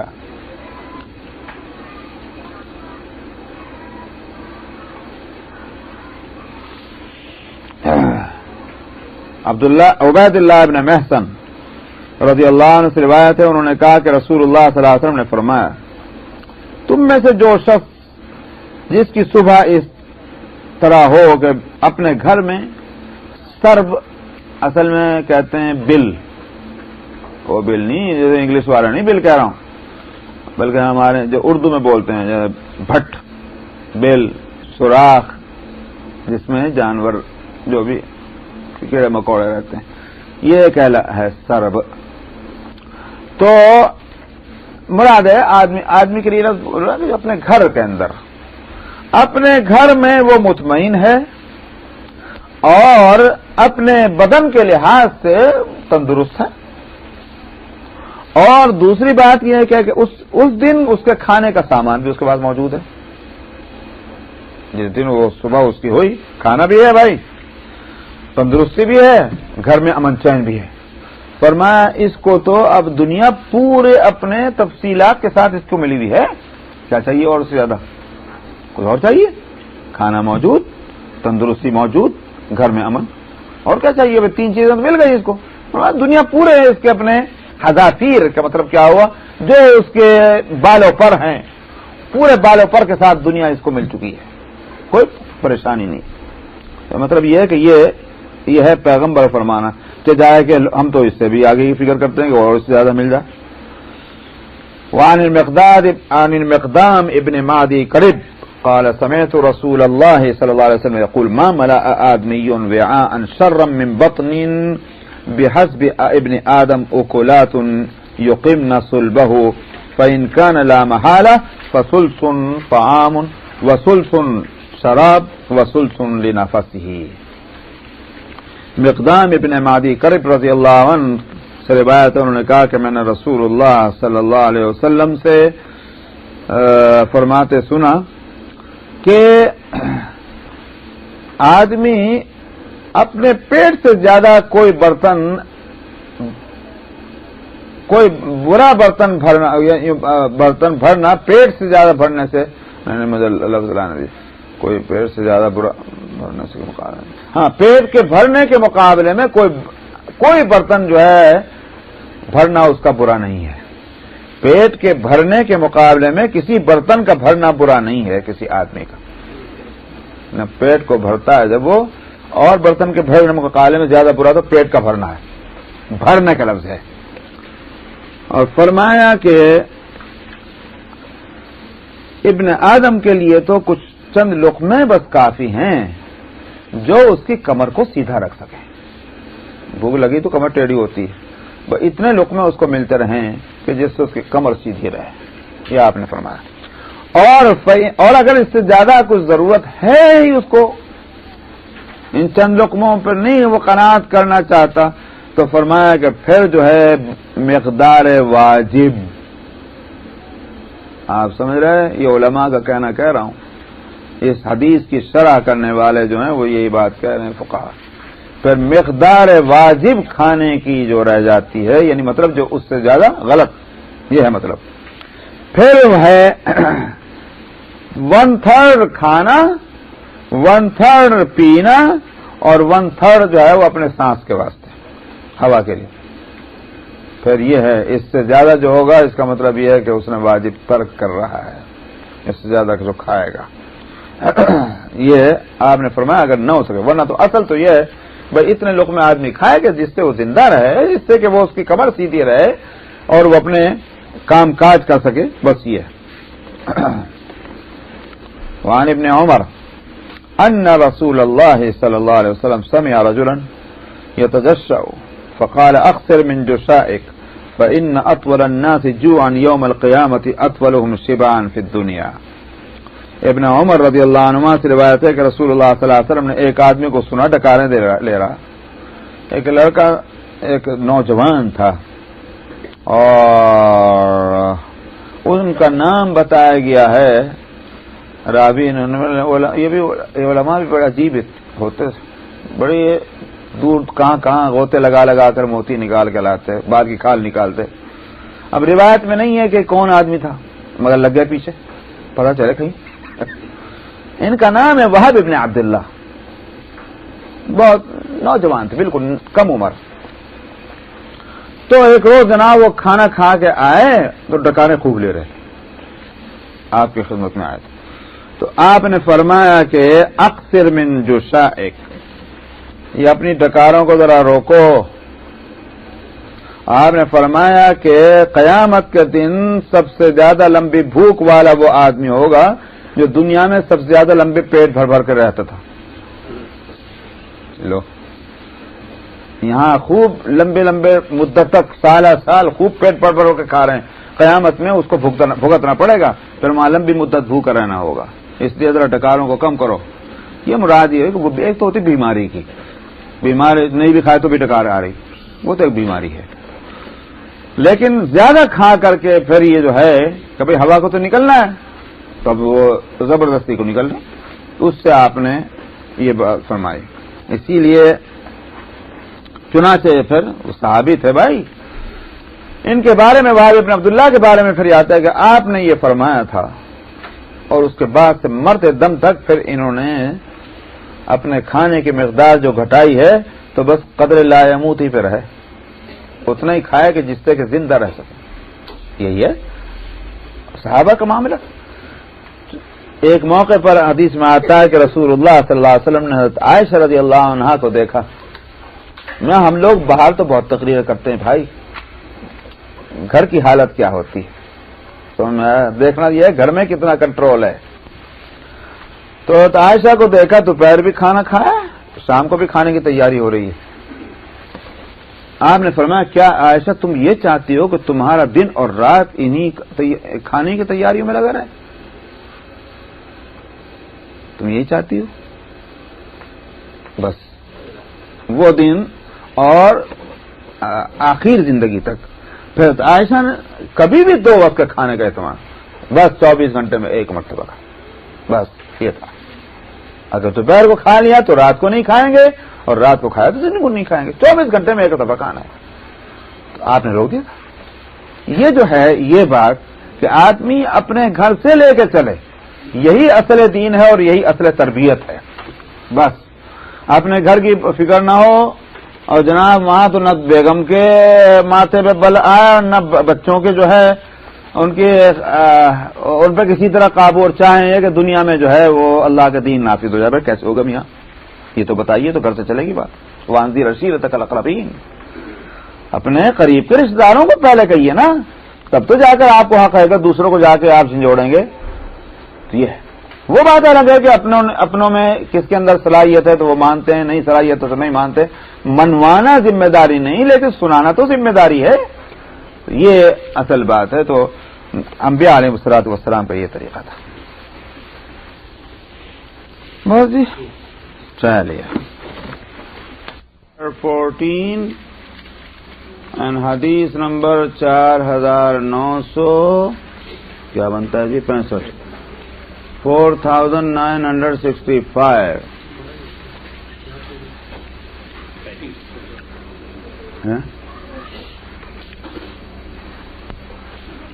بسم اللہ الرحمن الرحیم. وعن كعب بن عياض قال سمعت رسول الله صلى الله عليه وسلم يقول إن لكل أمة فتنة وفتنة أمتي المال. کعب بن عیاض سے روایت ہے کہ انہوں نے کہا کہ میں نے رسول اللہ صلی اللہ علیہ وسلم کو فرماتے سنا کہ ہر امت کے لیے ایک خاص امتحان رکھا گیا ہے، ایک فتنہ، سامان فتنے کا، آزمائش کا، اس کو ٹیسٹ کرنے کا. اور میری امت کا فتنہ جو ہے وہ مال ہے. تو پچھلی امتوں کے لیے بھی آزمائشیں رکھی ہیں، کسی کے واسطے کچھ، کسی کے واسطے کچھ. مثلا حضرت موسیٰ علیہ السلام کی جو امت تھی ان کا فتنہ جو تھا وہ یہ کہ فرعون کے جبر اور قہر کے مقابلے میں وہ جبر اور قہر اس کا جو تھا وہ فتنہ تھا. اسی طرح اور امتیں جو ہیں ان کے لیے مختلف قسم کے فتنے رہے ہیں. جیسے قوم شعیب کے واسطے بھی یہ وہاں کے بزنس اور تجارت کے جو قافلے گزرتے تھے تو وہ ایک فتنہ تھا. اب اس میں وہ بے ایمانیاں کرنے لگے تھے. یہ امت جو ہے یہ آخری امت ہے. اس میں یوں تو فتنے بھی بے شمار ہیں، لیکن ایک فتنہ جو عام ہے ہر دور میں رہے گا وہ ہے فتنہ مال کا. اس میں افراد بھی جو ہیں وہ مبتلا ہوں گے، اور اگر یوں کہیے کہ ٹرائبس، قبیلے، جماعتیں، ایک ملک کے باشندے یہ بھی. تو میری امت کا فتنہ جو ہے وہ مال ہے. اس سے خود بخود یہ بات معلوم ہو گئی کہ یہ امت جو ہے بحیثیت مجموعے کے غریب نہیں ہوگی، مال والی ہوگی. اور اسی سے اللہ اس کو آزمائیں گے کہ یہ مال جو ہے اس کو کس نظر سے دیکھتا ہے، کیا حیثیت دیتا ہے. یہ ضرورت کا سامان ہی سمجھے اس کو، یا اس کو اپنا مقصود زندگی قرار دے لے. اگر صرف سامان ضرورت سمجھتا ہے تب تو اس کا مطلب یہ کہ یہ کامیاب ہے، اور اگر اس کو مقصود زندگی بنا کے بیٹھ جاتا ہے تو پھر یہ فیل ہو گیا۔ یہ دو باتیں اگر ذہن میں رہ جائیں تو پھر کوئی بھی اشکال اسلام کے سمجھنے میں اور اسلامی تعلیمات کے سمجھنے میں نہیں ہوتا، کیونکہ بعض لوگوں کے دماغوں میں یہ آ جاتی ہے کہ جو مولوی جو تقریریں کرتے ہیں نا، اس کا مطلب یہ ہے کہ سارے کاروبار چھوڑو، بزنس بیوپار جاب سب کچھ چھوڑ دو، مسجد میں آ کے بیٹھ جاؤ، اللہ اللہ کرو، بس اللہ کھلائیں گے۔ تو یہ غلط بات ہے۔ مال بری چیز نہیں ہے، مالدار بننا بھی بری چیز ہے۔ اگر ایسا ہوتا تو حضرات صحابہ میں سارے ہی غریب ہوتے، ایک بھی مالدار نہ ہوتا، اور جو مالدار ہوتا ان کو بھی نکال دیتے رسول اللہ صلی اللہ علیہ وسلم اپنے پاس، بھاگ جاؤ یہاں سے۔